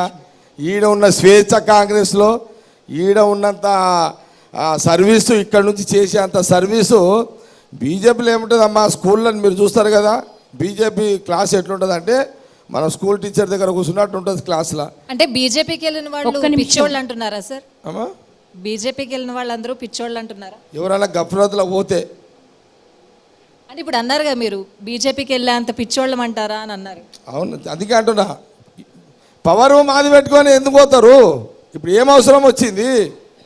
మా ప్రభుత్వాన్ని ఎట్లా కాపాడుకోవాలో మేము చూసుకుంటాం, కానీ ఇక్కడ పవర్ పెట్టుకొని బీజేపీకో బీఆర్ఎస్కో ఆలోచన అవసరమే లేదా? చర్చనే మనకు అవసరం. జగ్గారెడ్డి గారు, రేవంత్ రెడ్డి గారితో ఆల్ సెట్. ఇప్పుడు ఆయనకి ఏమైనా మీరు సలహాలు ఇస్తూ ఉంటారా, లేకపోతే ఆయన మిమ్మల్ని ఏమైనా సలహాలు అడుగుతూ ఉంటారా? అంటే ఇప్పుడున్న సిచ్యువేషన్ ఎలక్షన్ టైం, ఇదంతా ఒక పిసిసి ప్రెసిడెంట్గా, ముఖ్యమంత్రిగా, ఆయన ముఖ్యమంత్రి అయిన కాడి నుంచి గతంలో రాహుల్ గాంధీ గారు, సోనియా గాంధీ గారు ప్రజలకు ఇచ్చిన ఏదైతే ఆర్టీసీ ఉచిత ప్రయాణం ఉందో, ఈ పథకాలన్నిటిని కూడా ఈ 1 మంత్, ఎందుకంటే గతంలో ఎన్నికల కంటే ముందు వాగ్దానాలు చేసినాయని బై ఎలక్షన్ టైంలో తప్పించుకునే ఒక సాంప్రదాయం గత ప్రభుత్వాలు చేసినాయి. ఈసారి సోనియా గాంధీ రాహుల్ గాంధీ గారి యొక్క వారి ప్రవేశవాళ్ళు ఏ వాగ్దానాలు అయితే తెలంగాణ ప్రజలకు ఇచ్చారో దాంట్లో ఒక 1 మంత్ టోటల్గా అంటే బిఫోర్ కోడ్ రాకముందు ప్రభుత్వం కొన్ని పనులు చేయాలని హామీలు నెరవేర్చాలని, అందులో ముఖ్యమైనది ఉచిత ఆర్టీసీ బస్సు ప్రయాణం. ఇమ్మీడియట్లీ దాని అమలుకు సంబంధం అంటే ఈ 4-5 అంశాలు ఏదైతే ఉచిత ఆర్టీసీ బస్సు ప్రయాణము, ఇంకోటి 200 యూనిట్లకు ఇచ్చేది కరెంటు కానీ, అట్లాగే గ్యాస్ సిలిండర్ విషయంలో కానీ, ఆరోగ్యశ్రీ 10 లక్షల విషయంలో ఈ 4 కూడా చేయడానికి ముఖ్యమంత్రికి కొత్తగా సలహాలు ఇచ్చే అవసరం లేదు. ఇక ఆల్రెడీ సోనియా గాంధీ రాహుల్ గాంధీ గారు ఇచ్చిన హామీలను అమలు చేసే దాంట్లో ఆ 1 మంత్ మాకు 45 డేస్ అయిపోయింది. ఇమీడియట్ ఎలక్షన్స్ వచ్చింది. పిసిసి ప్రెసిడెంట్గా ముఖ్యమంత్రిగా ఏదైతే ఎలక్షన్ కమిటీ ఉందో దాంట్లో జగ్గారెడ్డిగా సలహాలు ఇచ్చి చేసేది ఏం లేదు అక్కడ. అది ఏఐసిసి, పిసిసి, ముఖ్యమంత్రి రేవంత్ రెడ్డి గారు, డిప్యూటీ సీఎం ఉత్తమ్ కుమార్ రెడ్డి గారు వీళ్ళ కోఆర్డినేషన్లో జరగాల్సిన అంశము. ఈ 2 నెలలు కూడా అది సరిపోయింది. ఇప్పుడు మీరు అడిగిన ఏంటంటే మీరేమైనా రేవంత్ రెడ్డి గారు మీకు ఏమైనా సలహాలు అడిగారా, మీరేమైనా ఇస్తురా అంటే ఆల్రెడీ ఉన్న సలహాలు సోనియా గాంధీ రాహుల్ గాంధీ ఇచ్చిన డైరెక్షన్లో పనులనే పూర్తిగా పనిచేయడం జరుగుతుంది. ఇప్పుడు కొత్తగా సలహాలు తీసుకునే సమయం ఇంకా రాలేదు. అది జూలై తర్వాత వస్తుంది. తప్పకుండా ముఖ్యమంత్రి గారు మమ్మల్ని అడుగుతాడు, మేము ఆయన సలహాలు ఇస్తాము. ఈ కోఆర్డినేషన్లో ప్రజల పరిపాలన సక్రమంగా నడిపిస్తాం. ఎన్నికల ప్రచారంలో సీఎం గారు ఒక మాట అన్నారు, నా తర్వాత భవిష్యత్తులో ఏదైనా సీఎం అయ్యే అవకాశం ఉందంటే కోమటిరెడ్డి వారికి ఉంది అని చెప్పి అన్నారు. అలాగే దాదాపు ఎన్నో ఏళ్ళుగా ఎన్నికల ముందు కూడా మీరు చాలా పాపులర్ అయ్యారు. అంతకుముందు ఫైర్ బ్రాండ్గా ఉండేవారు. ఇప్పుడు ఎన్నికలు అయిన తర్వాత జగ్గారెడ్డి గారిని పిసిసి చీఫ్గా చూడొచ్చా? ఆశ ఉందా? నా ఆశ అట్లనే ఉంది. నా ఆశ లైవ్లే ఉంది. పిసిసి నా కోరిక అట్లనే ఉంది. ఏడాదికైతేనా, 2 ఏళ్ళకైతేనా, 3 ఏళ్ళకా, 4 ఏళ్ళకా ఆ పిసిసి ప్రెసిడెంట్ అయ్యేంత వరకు నా ప్రయత్నాలు కొనసాగుతూనే ఉంటాను. కానీ ఇక్కడ కొంత బీసీ పరంగా కొందరు అడుగుతున్నారు, ఎస్సీల పరంగా కొందరు అడుగుతున్నారు, ఎస్టీలు అడుగుతున్నారు. ఈ ప్రక్రియలో ఎక్కడన్నా అంటే చెప్పలేం, బీసీలను చేయొచ్చా, ఎస్సీలను చేయొచ్చు, ఎస్టీలను చేయొచ్చు. అలాంటి సిచ్యువేషన్ లేకుండా జగ్గా రెడ్డిస్ ఏమైనా చేయాలని వచ్చినప్పుడు నేను ఒక్కనే ఉంటాను కదా. జీవన్ రెడ్డి గారు ఉంటారు, కోమరెడ్డి గారు, చాలామంది ఉంటాం రెడ్డిస్లలో కూడా, ఒక 3-4 ఉంటాం. కాబట్టి అడుగుడు తప్పు కాదు, ఆశించుడు తప్పు కాదు. స్టిల్ నేను అప్పుడు ఇప్పుడు ఎప్పుడు అయ్యేంత వరకు అడుగుతూనే ఉంటా. అవకాశం వచ్చిన రోజు పార్టీ లైన్లో సిస్టమేటిక్గా పని చేస్తా. ఎవరిని ఇచ్చినా పని చేస్తాము, దాంట్లో ఎలాంటి ఇబ్బంది లేదు. జగ్గారెడ్డి గారు హామీల గురించి మాట్లాడుతున్నారు కదా, కాంగ్రెస్ ఇచ్చిన మహిళలకు ఉచిత బస్ ప్రయాణం అనేది కాంగ్రెస్కి ప్లస్ అయిందంటారా, మైనస్ అయిందంటారా? ఆటో డ్రైవర్ల పరిస్థితి ఏంటి? వాస్తవానికి కూడా ఉచిత ఆర్టీసు మహిళల ప్రయాణము మేము చాలా హ్యాపీగా ఫీల్ అవుతున్నాం. మహిళలు కూడా హ్యాపీగా ఫీల్ అవుతున్నారు. ఎందుకనంటే దాదాపు ఈ 3 నెలల అటు ఇటు దాదాపు మహిళలు ఒక జాతరనో, ఒక తల్లిగారింటికో, అత్తగారింటికో, ఒక దావత్కో, సిటీ పోవడానికో, ఇంకెక్కడ పోవడానికో ప్రతి మహిళ అంతకుముందు ఆర్టీసీ బస్సులలో ఫుల్ ఉండకుండ్రి. ఇప్పుడు ఏంది మనం చూస్తున్నాం, ఈ సోషల్ మీడియాలో కూడా పెడుతున్నారు, సీట్లు దొరుకుతలేవని, సీటు దొరకకపోతే గొడవలు అవుతున్నాయని. అంటే మహిళలందరూ కూడా సద్వినియోగం చేసుకుంటున్నారు. మాకు చాలా సంతోషంగా ఉంది. అంటే డైరెక్ట్గా మహిళలు ప్రతి ఇంట్లో ఒక అత్త ఉంటుంది, ఒక తల్లి ఉంటుంది, కోడలు ఉంటుంది, ఒక కూతురు ఉంటుంది, ఒక కాలేజ్ స్టూడెంట్ ఉంటుంది మహిళ. ఇంతమంది ప్రతి ఇంట్లో సోనియా గాంధీ, రాహుల్ గాంధీ, ఈరోజు రేవంత్ రెడ్డి గారు క్యాబినెట్ చేసినటువంటి ఆ ఉచిత ఆర్టీసీ బస్సులో మేము చాలా సంతోషంగా ఉన్నాము. మహిళలందరూ కూడా కాంగ్రెస్ పార్టీ ముఖ్యమంత్రి, కాంగ్రెస్ పార్టీ అన్న మాటకు మహిళలకు స్టార్ట్ చేసిర్రు అనేది మాకు చాలా తృప్తినిచ్చింది. మరి ఆటో డ్రైవర్ల పరిస్థితి ఏంటండి? దానిపైన నెలకు వాళ్ళు సంపాదించుకుంటూ ఉంటారు. నేను అప్పుడప్పుడు ఆటోలో తిరుగుతా. మీరు తిరుగుతారు ఆటోలో? ఎప్పుడన్నా చెక్ చేయండి ఒకసారి. నేను అప్పుడప్పుడు ఆటోలో తిరుగుతా. నేను ఒక ఆటో అతను అడిగిన, బాబు ఇట్లా మేము ఇట్లా కాంగ్రెస్ ప్రభుత్వం ఇట్లా చేసింది కదా, మీకేమైనా ఇబ్బంది అవుతుందా అని అంటే, సార్ 10 మందిలో ఒక 6గురికి ఇబ్బంది లేదు సార్, ఆటోలకు 4గురికి ఇబ్బంది ఉందని చెప్పారు. పొన్నం ప్రభాకర్ గారు ఆర్టీసీ మినిస్టర్, వారు ట్రాన్స్పోర్ట్ మినిస్టర్ వారే కాబట్టి వారు చాలా సందర్భాల్లో ఆటో డ్రైవర్లతో మాట్లాడారు. ఈ జూన్ తర్వాత తప్పకుండా ఆటో డ్రైవర్లకు సంబంధించిన కొంతమంది డ్రైవర్లు ఇబ్బంది పడుతున్నట్టు జగ్గారెడ్డి గారు, సమాచారము, దాని మీద తప్పకుండా ఒక లైన్ తీసుకొని. జగ్గారెడ్డి గారు, మీరు ఎప్పుడు ఢిల్లీ వెళ్ళినా కూడా ట్రైన్లోనే వెళ్తారు, ఏంటి సీక్రెట్ అసలు? డబ్బులు లేక? నాకు డబ్బుల పరిచయం ఏముంటుందమ్మా? మరి ఫ్లైట్లో వెళ్ళొచ్చుగా. ఫ్లైటు అలవాటు పోయింది, అలవాటు తప్పింది. ట్రైన్లో ప్రశాంతంగా ఉంటుంది కాబట్టి ట్రైన్ ఎక్కుతా, అంతేగాని ఎక్కొద్దని ఏం లేదు. ఎప్పుడన్నా ఎక్కాలనుకుంటే ఎక్కొచ్చు, కానీ అలవాటు తప్పింది. నేను ఎక్కడ బయటకు పోను. నేను ఎప్పుడూ హైదరాబాద్, మాదాపూర్, గాంధీ భవన్, లేకపోతే అటు పడంచేరు, సంగారెడ్డి. ఎప్పుడన్నా పోతే ఢిల్లీ పోతా. నేను ఇంకెక్కడ కూడా ప్రయాణాలు ఉండవు కాబట్టి ఆ ట్రైన్ ప్రయాణం ఎక్కువ అలవాటు అయింది. టైం వచ్చినప్పుడు ఫ్లైట్ కూడా స్టార్ట్ చేస్తాం. జగ్గారెడ్డి గారు సోషల్ మీడియా ప్రస్తావన వచ్చింది, మీరు మాట్లాడారు. మీరు సోషల్ మీడియా టార్చర్ నుంచి బయటపడ్డారా, ఇంకా కంటిన్యూ అవుతుందా? సోషల్ మీడియా ఒక రకంగా మిమ్మల్ని టార్చర్గా చూపించింది, నెగిటివ్ గా చూపించింది, దాని నుంచి బయటపడ్డారా? నేను అప్పుడే వార్నింగ్లు ఇచ్చిన కదా వాళ్ళకు.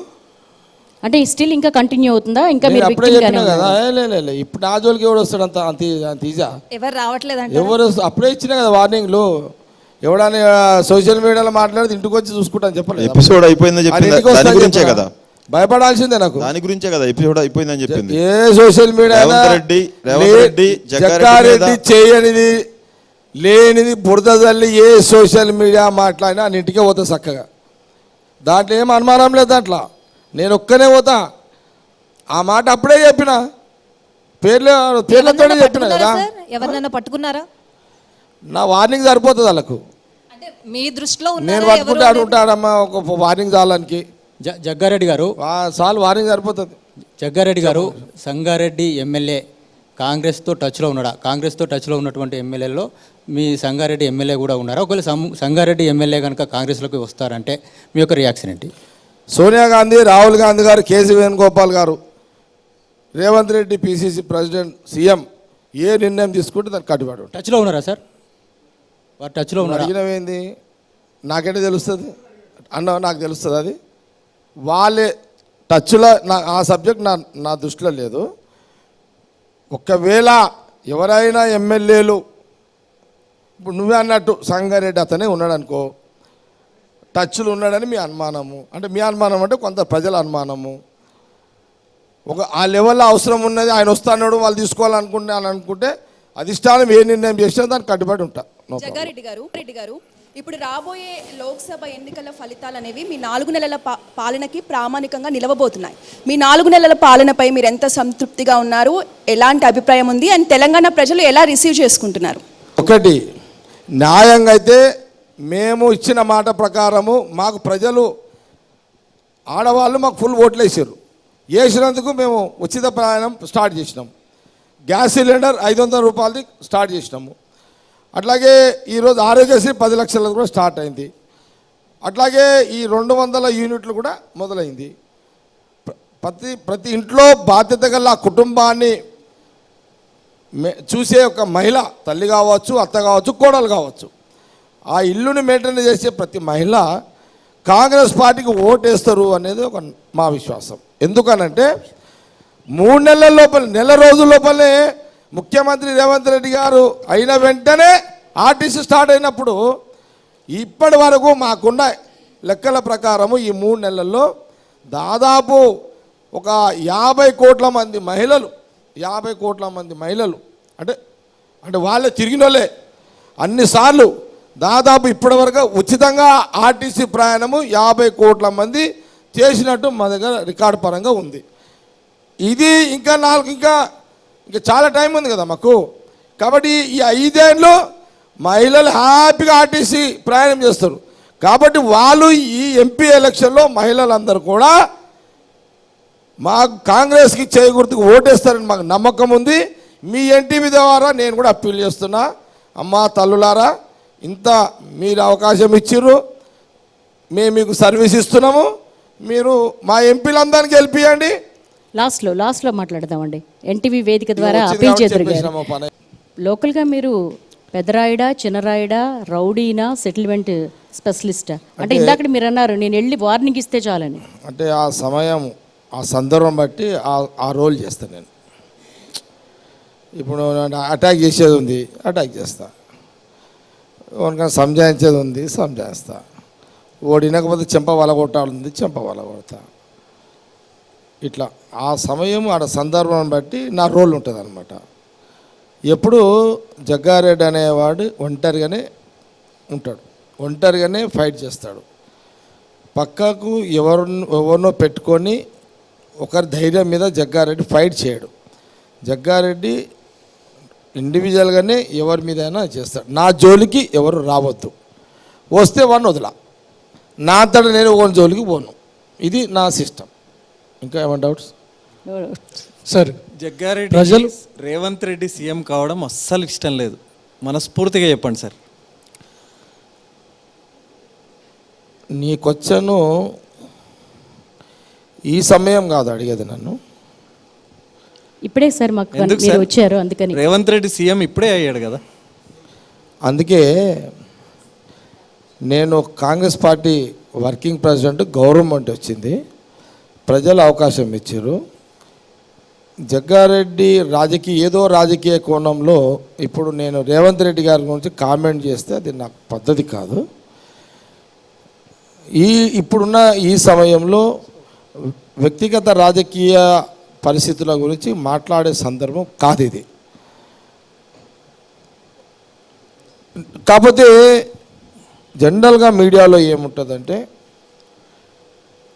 జగ్గారెడ్డి అటాక్ చేస్తాడు, అడిగింది చెప్తాడు, ఉన్నది చెప్తాడు అనేది నన్ను ప్రశ్నలు అడుగుతాడు. జగ్గారెడ్డి గారు సమస్య ఏంటంటే జగ్గారెడ్డి గారు మీ పార్టీ చీఫ్ రేవంత్ రెడ్డి అసెంబ్లీ ఎన్నికలకు ముందు అసలు అతన్ని తీవ్ర స్థాయిలో విమర్శించింది మీరే కదా సార్.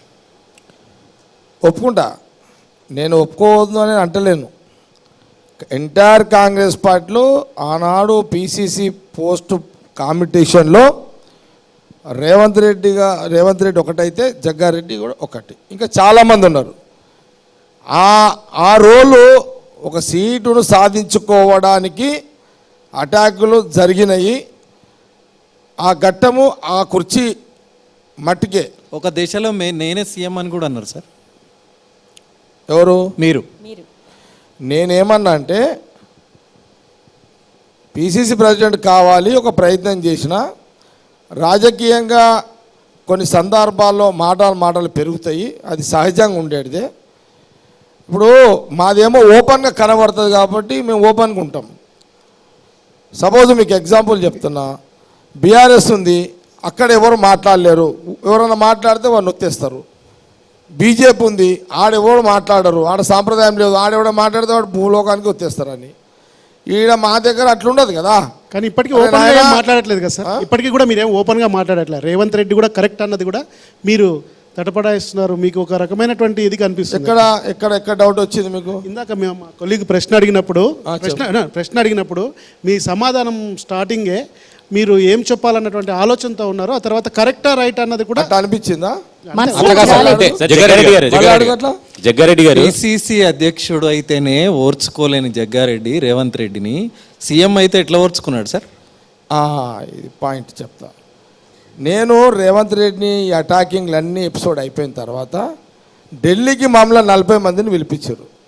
ఆ రోజు రాహుల్ గాంధీ గారు ఇచ్చిన ఒక డైరెక్షన్ ఏంటంటే, మీరు మీ పంచాయతీలో 4 గోడల మధ్యలో ఇప్పటిదాకా జరిగిపోయింది, ఇక నుంచి ఈ 15 నెలలు ఎవరు కూడా మాట్లాడొద్దు. నాకు స్పెసిఫిక్గా చెప్పారు, జగ్గారెడ్డి నువ్వు మీడియా ముందు పోవద్దు, మాట్లాడొద్దు, ప్రజలు అధికారం కాంగ్రెస్కి ఇస్తున్నారు అనే మాట రాహుల్ గాంధీ గారు చెప్పారు. ఏదనుంటే గుప్పిట్లో పెట్టుకో. ఎప్పుడు చెప్పారు సార్ ఈ మాట? ఇదా 15 నెలల కింద చెప్పారు. చూడండి, నేను 15 months నుంచి ఎప్పుడు రేవంత్ రెడ్డి గారి విషయం మాట్లాడలే. ఇదంతా 15 నెలల కింద సబ్జెక్ట్ ఇదంతా. ఇప్పుడు మాకు బాస్ ఆయనే కదా రాహుల్ గాంధీ గారు చెప్పినాక మా వ్యక్తిగత రాజకీయాల పంచాయతీ కోసము పెద్ద మనిషి చెప్పినా కూడా మేము కంట్రోల్ కావాలి కాబట్టి కంట్రోల్ అయిపోయాం. జగ్గారెడ్డి గారు మనసేమో ఉత్తమ్ కుమార్ అసెంబ్లీ ఎన్నికలకు ముందు మనసేమో ఉత్తమ్ కుమార్ రెడ్డి మీద ఉంది, సీఎం నేమో పేదాలతో శబాష్ అని 100 మార్కులు వేస్తున్నారు. అది బదలాం. ఒక్కటే మాట మీకు చెప్తున్నాను, రేవంత్ రెడ్డి గారు కానివ్వండి, ఉత్తమ్ కుమార్ రెడ్డి గారు కానివ్వండి, భట్టి గారు కానివ్వండి, వెంకరెడ్డి గారు, ఎవరైనా సరే, నేను పార్టీ లైన్లో ఉంటా, పార్టీ సిస్టంలో పనిచేస్తా. నా ఒక సందర్భంలో అవసరం వచ్చింది కాబట్టి ఆ రోజులలో తప్పని పరిస్థితుల్లో రాజకీయంగా నా ఉనికిని నేను కాపాడుకోవడానికి అటాకులు ఇండి పార్టీలో జరిగింది. వాస్తవమే, అది జగమెరిగిన సత్యమే. మీ టీవీలలో చాలాసార్లు ఎన్టీవీలో మీరు నమ్ముకున్న ఉత్తమ్ కుమార్ రెడ్డి మిమ్మల్ని కనీసం పీసీసీ ప్రెసిడెంట్గా సపోర్ట్ చేయలే, పేరు ప్రతిపాదించలే, వర్కింగ్ ప్రెసిడెంట్గా ప్రతిపాదించలే, నిజమే కదా? వాస్తవమే. నువ్వు అడిగిన ప్రశ్న కరెక్టు. ఉత్తమ్ కుమార్ రెడ్డి గారు నాకు వర్కింగ్ ప్రెసిడెంటు, నీకు డౌట్ వచ్చింది, నువ్వు డౌట్ వ్యక్తపరిచినావు. సరే, నాకు వర్కింగ్ ప్రెసిడెంట్ రాత్రి 11:30 గంటలకి ఉత్తమ్ కుమార్ రెడ్డి ఇంటికి వెళ్ళి నువ్వు అసలు నిన్ను నమ్ముకొని ఉన్నా, నువ్వు నా పేరు కనీసం ప్రెసిడెంట్గా సపోర్ట్ చేయలే, వర్కింగ్ ప్రెసిడెంట్గా సపోర్ట్ చేయలే అని గొడవపడ్డది నిజం కదా? నీ ప్రశ్న అయితే అందరు విన్నారు కదా, అది ఆడికి ఆపేస్తుంది. జగ్గారెడ్డి గారు, ఉత్తమ్ కుమార్ రెడ్డిని అంతగా మీరు వెనకేసుకొచ్చే జగ్గారెడ్డికి లిఫ్ట్ ఇవ్వడానికి ఉత్తమ్ కుమార్ రెడ్డి ఎందుకు ఆలోచిస్తున్నాడు? మీరు ఆ ప్రశ్న అడిగారు కదా, ఆన్సర్ చెప్పండి. జగ్గారెడ్డి గారు, సమాధానం లేని ప్రశ్న సార్ అది? సమాధానం లేని ప్రశ్న, చెప్పకూడని సమాధానం ఉందా? ఇది సమయం కాదని చెప్తాను. ఏ టైంకి అడగాలి సార్? ఏ టైంకి అడగాలి? ఇది క్వశ్చన్ అవర్ సార్. మీ రైట్స్ని మీరు ఉపయోగిస్తున్నారు. మీ ప్రశ్నలు అడుగుడు మీకు రైట్స్. మీ యాజ్ ఎ మీడియాగా ఎన్టీవీ మీ లైవ్లో మీరు నన్ను ఎన్ని ప్రశ్నలు అడగవచ్చు. నేను కొన్ని నిజాలైనా కొన్ని వాస్తవాలైనా అన్ని విషయాలు ఇప్పుడున్న ఈ సిచ్యువేషన్లో కొన్ని నేను చెప్పొద్దు, చెప్పకూడదు. జగ్గారెడ్డి గారు, కొంత బాధ్యత పాటించాల్సిన బాధ్యత నా మీద ఉంది. ఎలక్షన్స్ అయిపోయాక బయటపడతాయా ఇవన్నీ? లేదు, ఇప్పుడు మీరు అంటే మీరు అడగండి, ఇంకా నేను కాదనా. వీలైనంత వరకు మీరు ప్రజల మధ్యలో ఉన్న చర్చను మీరు అడుగుతున్నారు, ఆ ప్రశ్నలు మీరు అడుగుతున్నారు, మీరు అడగండి. వీలైనంత వరకు నేను నా పార్టీకి నా సిస్టమ్కి డ్యామేజ్ కాకుండా నేను చెప్తా. జగ్గారెడ్డి గారు, మీరు అంటే ఈ మధ్య కాలంలో ఫాలో అవుతున్న ఎలా ఉందంటే, మీరు గతంలో కూడా చెప్పారు, బలవంతుడి టైం అయిపోయేదాకా బలహీనుడు సైలెంట్ గాను, ఆ దాన్ని తూచా తప్పకుండా మీరు పాటిస్తున్నట్టు అనిపిస్తుంది. నీ ప్రశ్న అందరు వింటున్నారు, అది విన్నారు కానీ మీరు సమాధానం, మీ ప్రశ్న విన్నారు, నా మౌనము చూస్తున్నారు. మీ ఎన్టీవీ సమాధానం చెప్పాలి సార్, లేకపోతే జగ్గారెడ్డి గారి దగ్గర జవాబు లేదనుకుంటారు. నేనేమంటున్నా, మీ ప్రశ్న మీ ఎన్టీవీ అందరు వింటున్నారు, ప్రజలందరూ వింటున్నారు. నా మౌనానికి ఏ రకంగా అర్థం చేసుకుంటారో ప్రజలకే వదిలేస్తారు. మాటలు మారుస్తూ ఉంటారా జగ్గారెడ్డి గారు?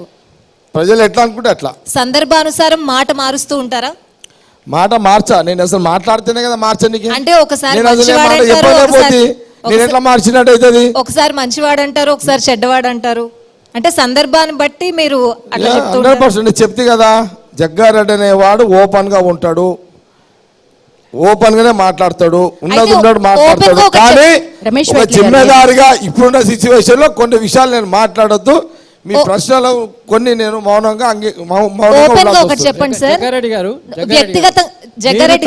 మీరు తరచుగా ఫోన్ నెంబర్లు మారుస్తూ ఉంటారు, ఎందుకు మారుస్తుంటారు అనేది ఒక ప్రశ్న. అంటే మీ ఫోన్ కూడా ట్యాపింగ్ అవుతున్న నేపథ్యంలో మార్చారనుకోవచ్చా?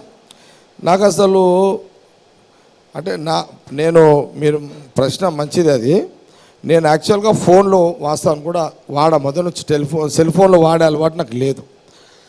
నా సిస్టమ్ ఏంటంటే, నియోజకవర్గానికి సంబంధించి ఎంటైర్ నా భార్యతో సహా పార్టీ ముఖ్య నాయకులు ఎవరు, బ్లాక్ ప్రెసిడెంట్, పార్టీ ప్రెసిడెంట్, కాన్స్టిట్యున్సీలో 100% పబ్లిక్ సర్వీస్లో ఉంటారు వాళ్ళంతా.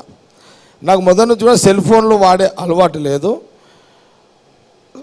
కష్టం వచ్చినోనికి ఆ సమయానికి నేను దేవుడు ప్రత్యక్షమైన, నేను ప్రత్యక్షమైతాడా సార్. అంత పూర్తిగా గ్యారంటీ నేను ఇవ్వగలుగుతా. మీరేమో ఈ సెల్ ఫోన్లో ఇంకోటి మీరు అన్నాడు, నా తెముని అని డ్రాప్ చేస్తున్నాడు వాడు, నా హిస్టరీ ఉన్నాడు అనుకో డ్రాప్ చేస్తాడు, వాడే కింద మీద పడిపోతున్నాడు. సార్ దీనికి చెప్తా. నేను ఓడిపోయిన తర్వాత చెప్పాలి, ఆయన అడిగిన ప్రశ్న కాదు మన. చెప్పండి. నన్ను ఓడిపోయాక, నేను ఇప్పుడు 14 ఓడిపోయాక ఇక బీఆర్ఎస్ హరీష్ రావు, కేసీఆర్ గారు, వాళ్ళ ఫ్యామిలీ అంతా జగ్గారెడ్డిని ఎట్లయినా లోపల పడేయాలి, ఇసుకు ఖతం కన్నా అనే లెక్కల ప్రయత్నాలు చేశారు. దీని మీద ఆ రోజు మహేందర్ రెడ్డి గారు హైదరాబాద్ కమిషనర్ ఉండే, ఆయన దీనికి స్పెషల్ ఆపరేషన్ మహేందర్ రెడ్డి గారు. అప్పుడు ఏం చేశారు, విజిలెన్స్ ఎస్పీలు, విజిలెన్స్ ఎస్పీ, ఒక సిఐడి, ఒక ఐఎస్పీ, డిఎస్పీలు, సిఐలు, వీళ్ళని జగ్గారెడ్డి ఆస్తులు ఆడున్నాయి, ఇల్లీగల్ భూములు ఆడున్నాయి అన్న పేరు మీద ప్రచారం ఉంది కదా. అట్లా ఇవన్నీ వాళ్ళు ఒక 1 ఇయర్ ఎంక్వైరీ చేశారు. ఇక నా ఇంటికి వచ్చి హైదరాబాద్ వచ్చారు, కిరాయి ఇల్లు, ఆడపోతే టీన్ల ఇల్లు, మా బంధువుల ఆడికి పోతే ఇల్లు లేవు. ఒక డిఎస్పీ అన్నాడంటే, అరే ఏంద్రా నాయన, వీళ్ళంతా గవర్నమెంట్ ఒక దిక్కు, కేసీఆర్ గవర్నమెంట్ ఒక దిక్కు, మా ఆఫీసర్లు ఐపీఎస్లు అంతా ఒక దిక్కు, ఏదో లెంకుండి పట్టుండి అని మా పానాలు తీస్తున్నారు. ఇది మొత్తం చెప్పానండి. ఇక మీ ప్రశ్న మరి ఇది వినాలి కదా అని ఒక 1 ఇయర్ తిరిగి రాలి. ఇక ఏం లేవు, నాకేమున్నాయి అని చెప్పి, ఈడపోతే కిరాయి, ఆడపోతే కిరాయి, ఆడపోతే కిరాయి. నేను ఎప్పుడొస్తే అప్పుడే ఖర్చు పెడుతుంటా కదా. వీళ్ళేమనుకున్నారని ప్రాపర్టీస్ ఉన్నాయి, ఆ ప్రాపర్టీస్ అన్ని వాడదాము, ఇల్లీగల్ ప్రాపర్టీస్ అలా ఇల్లీగల్ ఆడికేసి ఉంటాయి. లెంకి ఏం చేయాలి అర్థం కాక ఆఖరిగా డిఎస్పీ ఒక రోజు అన్నాడంట, ఇది ఎటు తేల్తలేదు, వాళ్ళేమో లోపలేయాలంటారు, ఈయనతేమో ఏం లేదు ఉంటే నీకే ఏదైనా పడదామన్నా కూడా ఏం లేదు. కాబట్టి జగ్గారెడ్డికి ఈ ట్రాప్లు గీప్లు ఏం పని చేయవు. వాడు నా స్టోరీ విన్నాడంటే వాడి కింద పడతాడు ఫస్ట్ ఆఫీసర్. వాడు నా ఇబ్బందులు విన్నాడు అనుకో వాడు ఆఫీసరు. ఇవన్నీ ప్రాక్టికల్గా చెప్తున్నా, నేనేమి ఇది సీరియస్గా చెప్తున్నా. జగ్గారెడ్డి చాలా క్లియర్గా ఉంటాడు. నాకేముందని, నా ఇల్లీగల్ ఏముందని వాడు నా ఫోన్లు ట్రాప్ చేస్తారు. ట్రై చేశారు గవర్నమెంట్లో, కానీ ఫెయిల్ అయిపోయారు. అంటే జగ్గారెడ్డి గారు మిమ్మల్ని గత ప్రభుత్వం అరెస్ట్ చేసి లోపడేసింది. అంటే మెయిన్గా పాస్పోర్ట్ సంబంధించి కొంతమందిని ఇల్లీగల్గా తీసుకెళ్లి అమెరికాకు డిపోర్ట్ చేశారని చెప్పి, అది అసలు కేసు ఏంటి, నిజంగా మీరు చేశారా? చాలా స్పష్టంగా చెప్పిన, తెలుసో తెలియకనో ఒక మిస్టేకు నా ఆఫీస్కి వచ్చి జరిగింది. ఈ పాస్పోర్ట్ వ్యవహారం జగ్గారెడ్డే కాదు, ఈ రాష్ట్రంలో అనేక మంది ఎంపీలు, ఎమ్మెల్యేలు ఎంతోమంది ఇరుకపోయారు. అందులో కేసీఆర్ గారు ఉన్నారు, హరీష్ రావు కూడా ఉన్నాడు. ఇదంతా ఒక సినిమా, ఇదంతా ఒక వేరు.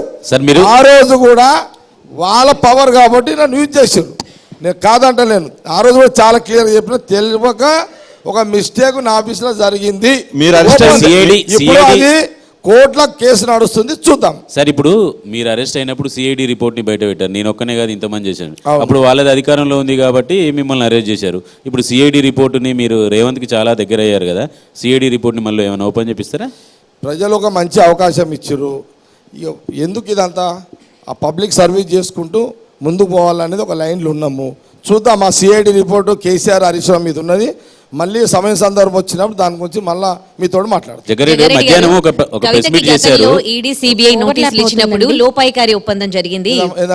కవితకి ఈడీ సిబిఐ నోటీసులు ఇచ్చినప్పుడు మీరు లోపాయికారి ఒప్పందం జరిగింది బీఆర్ఎస్ బీజేపీ మధ్య అన్నారు. ఇప్పుడు కొత్తగా ఏం డిఫైన్ చేస్తారు మరి? అంటే బీజేపీ బీఆర్ఎస్ మధ్యలో కదా జరిగింది అది లోపాయికారి ఒప్పందం జరిగింది. చాలా సందర్భాల్లో చెప్పిన, ఇది ఇప్పుడు కాదు, అరెస్ట్ కాకముందు కూడా చెప్పిన.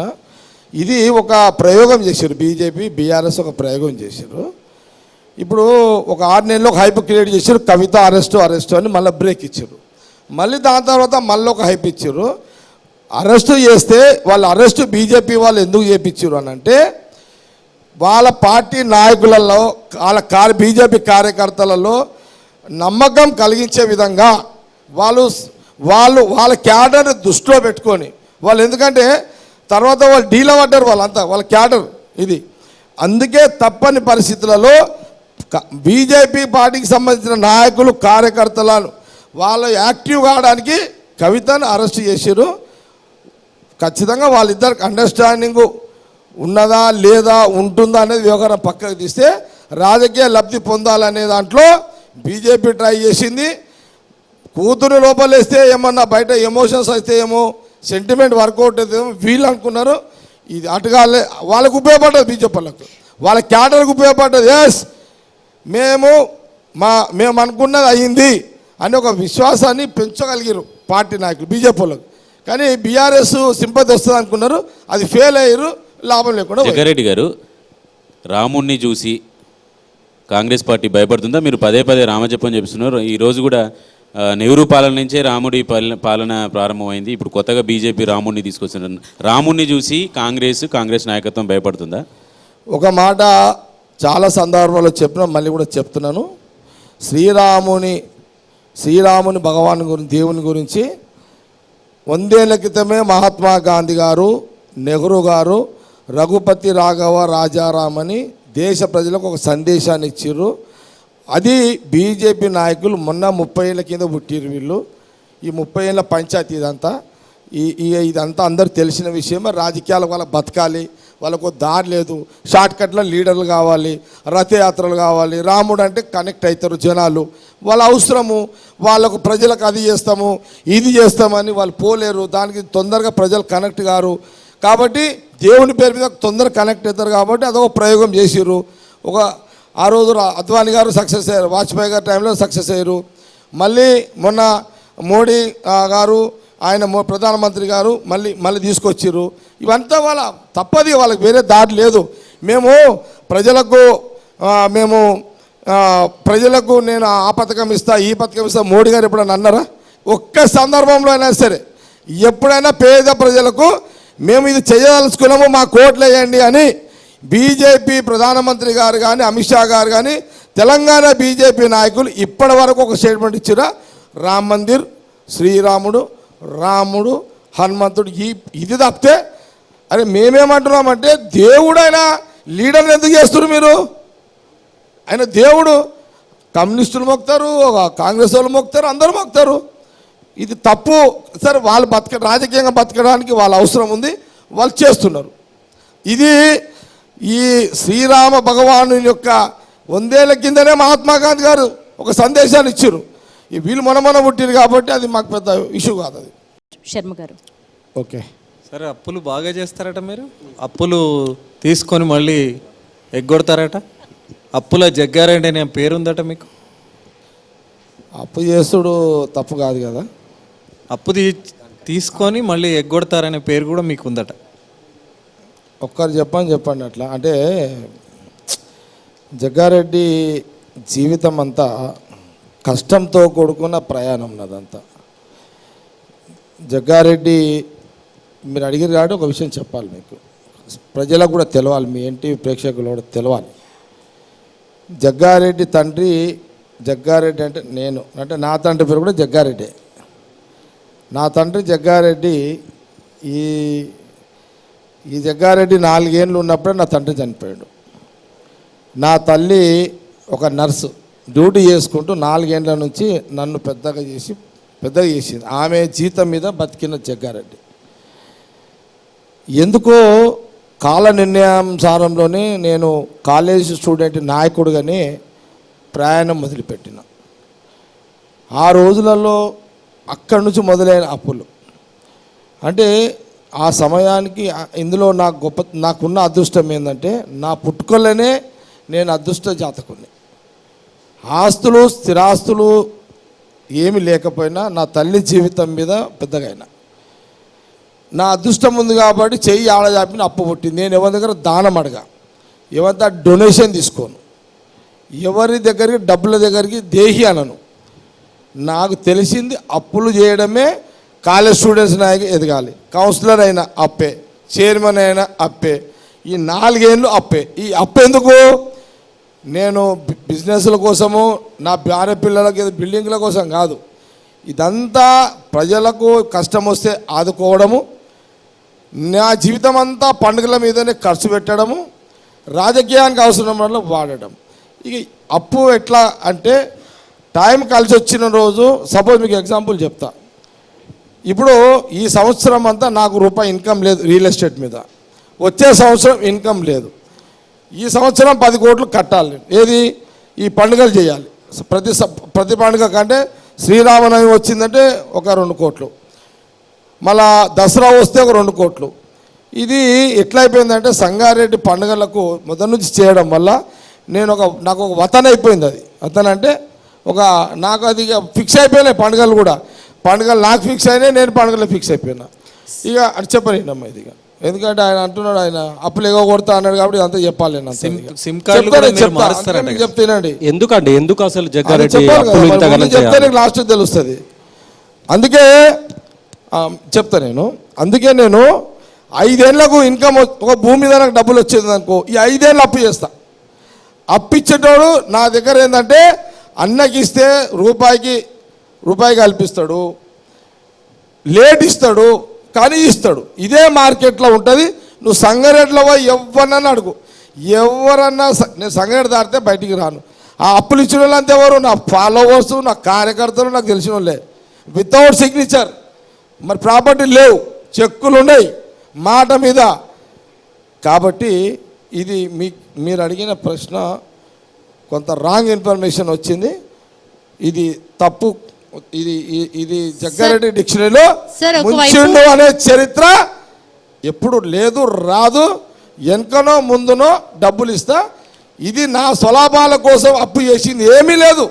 ఇది సంగారెడ్డి ప్రజలకు నాకే చెప్తారు, ఎన్నేళ్ళు అప్పులు చేసి పండుగలు చేస్తావన్నా, ఎన్నేళ్ళు పండుగ ఈ అప్పులు చేసి మందికి వంచుతావన్నా, ఏంది జీవితం అని నన్ను అంటుంటారు. ఇప్పటివరకు ఎన్ని ఫోన్ నెంబర్లు మార్చారు సార్? ఫోన్ నెంబర్లు ఎన్ని మార్చారు? అసలు ఫోన్లే వాడ కదా సార్. ఇంకా అయినా ఇప్పుడు నేను ఫోన్లు పెట్టకపోతుంది, దాంతో ఏమైతే దాంతో పోయేదేముంది దాంతో. కాబట్టి నేను ఏమంటున్నాడు, జగ్గారెడ్డి అనేవాడు జవాబుదారుగా ఉంటాడు, జవాబుదారుగానే పనిచేస్తాడు, జవాబుదారుగానే ప్రజల మధ్యలో ఉంటాడు. కాబట్టి జగ్గారెడ్డిని ఇప్పుడు చూడండి, నేను ఏమన్నా తప్పులు చేస్తే 9 ఏళ్ల కాలంలో వాళ్ళు ఎంత లెంకుతే ఎక్కడన్నా లాస్ట్కి మీకు మీరు అడిగినాడు చెప్తా. జగ్గారెడ్డి అప్పులు ఇచ్చిన వాళ్ళు ఇన్నెలకు పోయారు, టీఆర్ఎస్ వాళ్ళు, గవర్నమెంట్ పోలీసులు పోయారు.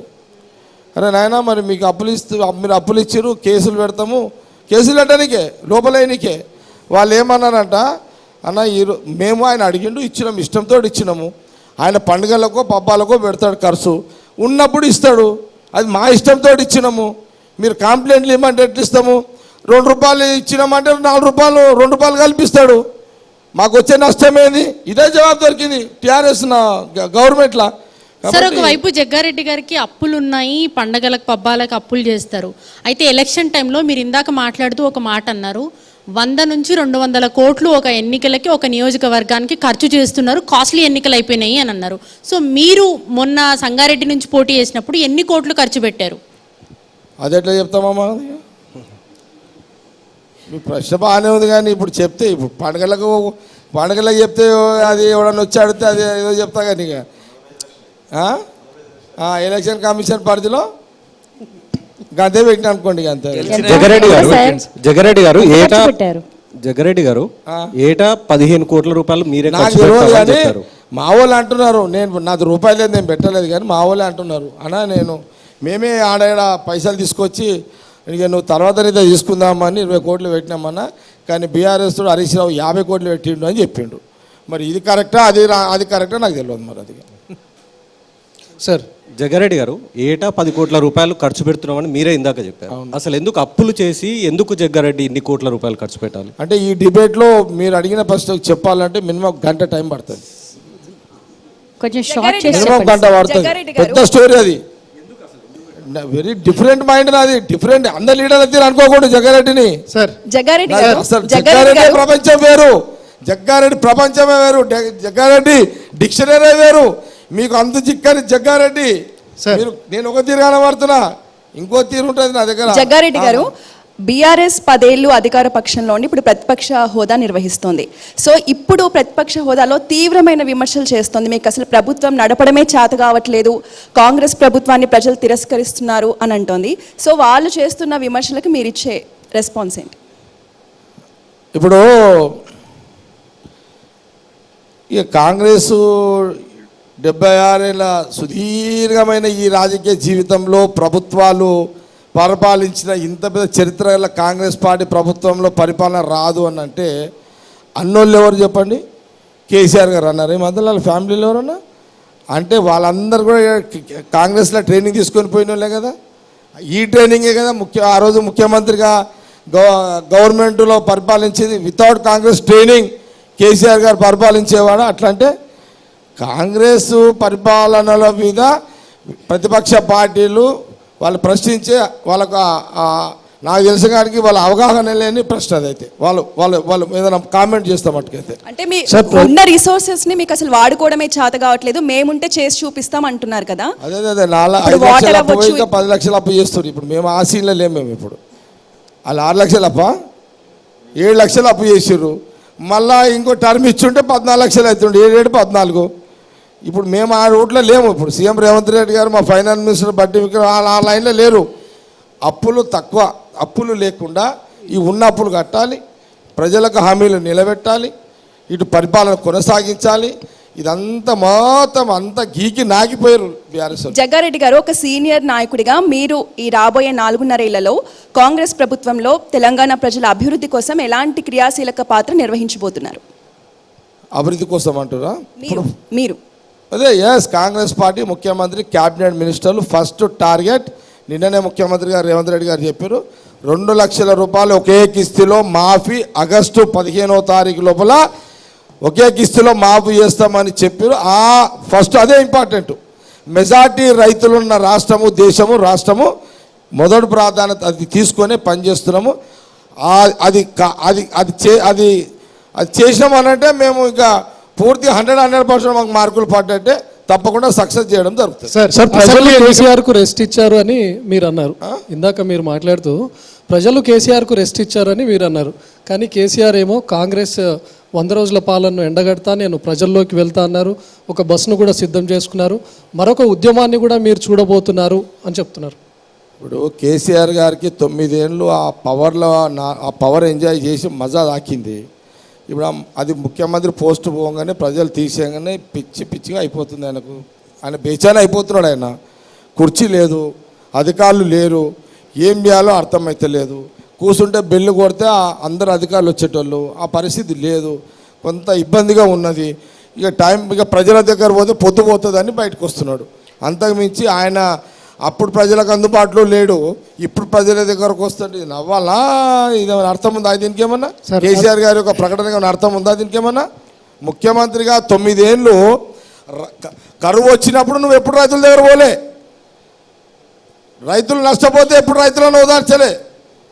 ఇప్పుడు ఒక్క వానకు తేడా కాగానే నువ్వు రైతుల దగ్గర పోబడుతుంది.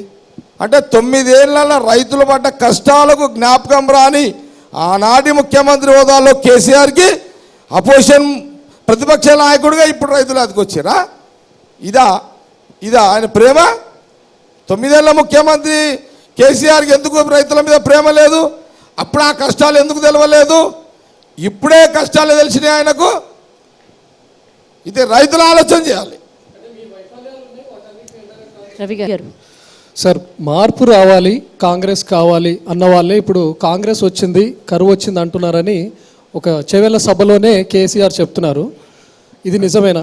ప్రతిపక్షాలు పవర్ పోయిన తర్వాత ప్రతిపక్షాలు బతకడానికి వాళ్ళు మాట్లాడుతున్న మాట కేసీఆర్ గారిది. వాళ్ళు ఎన్ని మాట్లాడినా మేము ఫుల్ టైం ఈ 5 ఏళ్ళు చేస్తాము. కేసీఆర్ గారు ఎన్ని మాట్లాడినా ఫుల్ టర్మ్ చేస్తాం. ఇంకొక 5 ఏళ్ళు కూడా మేమే ఉంటాము. కేసీఆర్ గారు ఎన్ని అబద్ధాలు చెప్పినా ప్రజలను ట్రాప్ చేసి వాళ్ళని మళ్ళీ తన గద్దెనెక్కడానికి మోసం చేయాలని ఎన్ని ప్రయత్నాలు చేసినా అంత ఈజీగా కేసీఆర్ గారు నమ్మరు. మాది ఇప్పుడే స్టార్ట్ అయింది కాబట్టి మాది ఇంకా మాకు ఫుల్ టైం ఉంది కాబట్టి రేపు కోడ్ అయిపోయిన వెంటనే కాంగ్రెస్ గవర్నమెంట్ ఫంక్షనింగ్ చాలా ఫాస్ట్గా జరుగుతుంది. ప్రజల దగ్గరికి వెళ్ళిపోతాము. అంతా ఎంటైర్ మొత్తం ఆల్రెడీ పబ్లిక్లో ఉన్నాము. ఎక్కడ కూడా ప్రతిపక్షాలకు అవకాశం లేదు. ప్రజా పరిపాలన కాంగ్రెస్ ప్రభుత్వము. ఇది ప్రజలు సాటిస్ఫాక్షన్ ఉన్నారు. సరే, వాళ్ళ క్యాడర్ని కాపాడుకోవడానికి, వాళ్ళ లీడర్లను కాపాడుకోవడానికి కేసీఆర్ గారు బయటికి రాక తప్పలేదు. వాళ్ళ ఉనికి కాపాడుకునే ప్రయత్నమే బీఆర్ఎస్ చేస్తుంది. కానీ ప్రజల దగ్గర ఎలాంటి సానుభూతి కేసీఆర్ గారి మీద లేదు. చాలా సార్, మీరేమో వాళ్ళ ఎమ్మెల్యేలను కాపాడుకునే ప్రయత్నం చేస్తున్నారు అంటున్నారు. కానీ కేసీఆర్ అంటున్నారు కాంగ్రెస్లో నుంచి ఒక 20 మంది రావడానికి సిద్ధంగా ఉన్నారు, ప్రభుత్వాన్ని కూల్చేద్దామంటే వద్దు అని నేనే చెప్పానని కేసీఆర్ చెప్తున్నారు. కాంగ్రెస్ గవర్నమెంట్లోకి 20 మంది అపోజిషన్ పార్టీ పోతారు. ఎవరైనా పిచ్చోళ్ళకి? సార్, అపోజిషన్ ఉన్నోడు ఇక్కడ వస్తాడు కానీ రూలింగ్ ఉన్నోడు అక్కడ పోతాడా?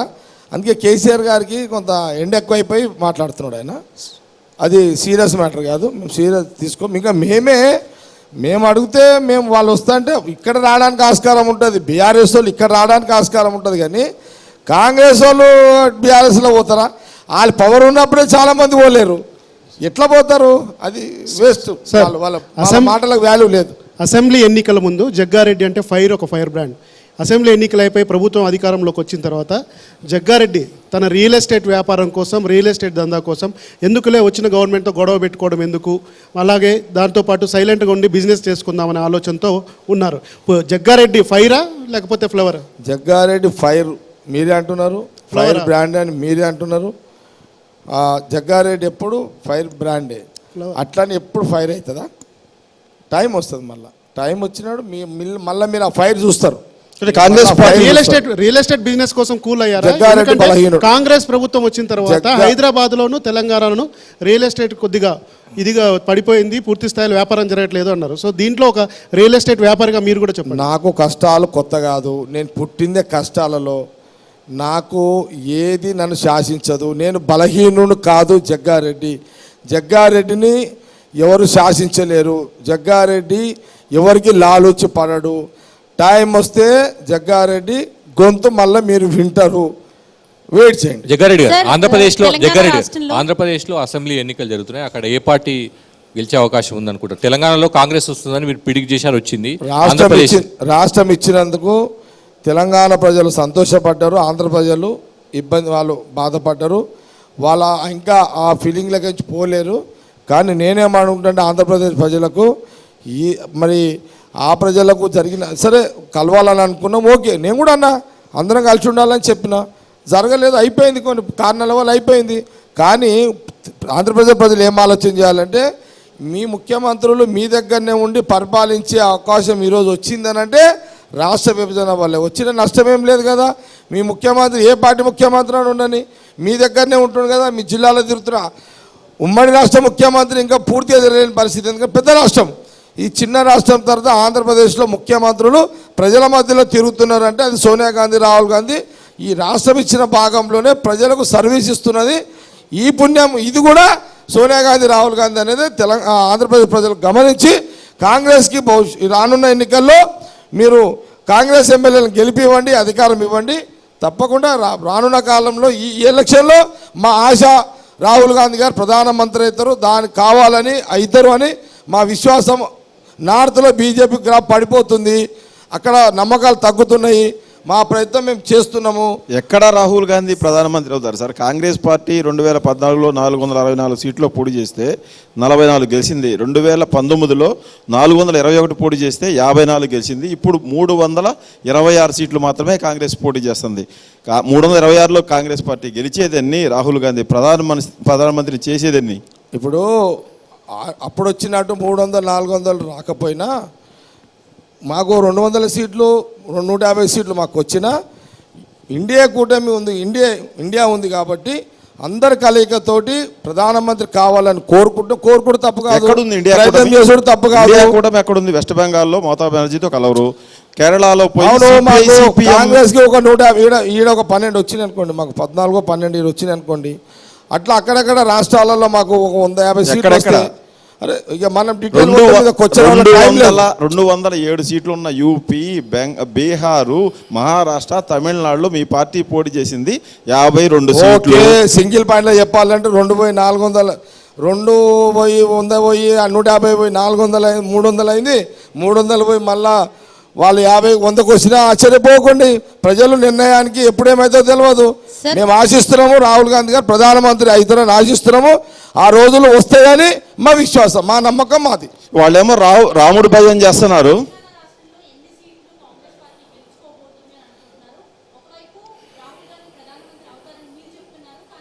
నిన్న రాజస్థాన్లో మోడీ ప్రధాని మాట్లాడుతూ ఒకవేళ కాంగ్రెస్ గెలిస్తే సంపద అంతా ఒక వర్గానికే దక్కుతుంది అని చెప్తున్నారు. ప్రధానమంత్రి హోదాలో మతాన్ని రెచ్చగొట్టే స్థాయికి దిగజారడం ఇంతకంటే దురదృష్టమైన పరిస్థితి దేశంలో రావద్దు.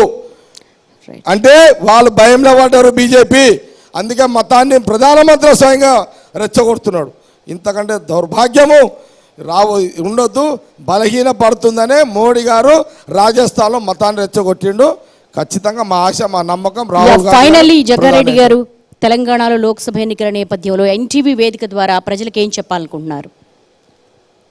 తెలంగాణ రాష్ట్ర ప్రజలకు as a Congress party vice ప్రెసిడెంట్గా, కాంగ్రెస్ పార్టీ కార్యకర్తగా నేను కోరేది ఒకటే, మీరు ఒక చక్కటి అవకాశం మాకు ఇచ్చారు 9 ఏళ్ళ తర్వాత. 9 ఏళ్ళ తర్వాత ఒక ప్రజాస్వామ్యం తెలంగాణ రాష్ట్రంలో వచ్చింది. ప్రజాస్వామ్యం అంటేనే ప్రజాస్వామ్యం అంటేనే కాంగ్రెస్ పార్టీ అంటేనే ప్రజాస్వామ్యము. ప్రతి గొంతు అడగొచ్చు, మాట్లాడొచ్చు, ప్రతి గొంతు ప్రశ్నించవచ్చు, ప్రతి గొంతు హక్కుల కోసం పోరాడవచ్చు. మీడియాకి లేని స్వతంత్రం ఈరోజు కాంగ్రెస్ వచ్చినాక మీడియా కూడా స్వతంత్రం వచ్చింది. కాబట్టి ఈ ఎన్నికల్లో మొన్న సోనియా గాంధీ, రాహుల్ గాంధీ అన్నమాట ప్రకారము మేము 6 పథకాలను అమలు చేసినాము. రేపు ముఖ్యమంత్రి గారు రేవంత్ రెడ్డి గారు చెప్పారు, ఆగస్టు 15వ తారీఖు లోపల 2 లక్షల రుణమాఫీ అయిపోతుంది. అది కాగానే మహిళలకు 2500 కూడా ఇమీడియట్లీ చేస్తాము. దయచేసి ఓటర్లారా, తెలంగాణ ప్రజలారా, మీ అందరు కోరుతున్నాము, మాకు రాహుల్ గాంధీ ప్రధానమంత్రి కావాలి. తెలంగాణ నుంచి 14 నుంచి 12 నుంచి 14 ఎంపీ సీట్లు గెలిపించాలని మేము ఈ ఎన్టీవీ ద్వారా యావత్ తెలంగాణ ప్రజానికానికి పదే మేము వేడుకుంటున్నాము. మాకు ఇంకా బలాన్నివ్వండి, మాకింత శక్తినివ్వండి, మా ఉనికిని కాపాడేదాంట్లో మాకు తోడ్పడండి. తప్పకుండా రానున్న ఈ ఇంకా మిగతా కాలం అంతా కూడా ప్రతి అభివృద్ధి జరిగి తీరుతుంది. మీరు కోరుకున్నట్టుగా అన్ని అభివృద్ధులు జరుగుతాయి. ఆ 9 ఏళ్ళలో మీరు నష్టపోయారు. ఆ నష్టాన్ని ఈ రానున్న కాలంలో ఆ నష్టాలని మేము క్లియర్ చేస్తూ మీకు మంచి పరిపాలన అందిస్తాము. మీరు ఈ ఎన్నికల్లో మాకు 14 నుంచి 14 ఎంపీ సీట్లు కాంగ్రెస్ అభ్యర్థులను గెలిపించాలని నేను ఎన్టీవీ ద్వారా కోరుకుంటూ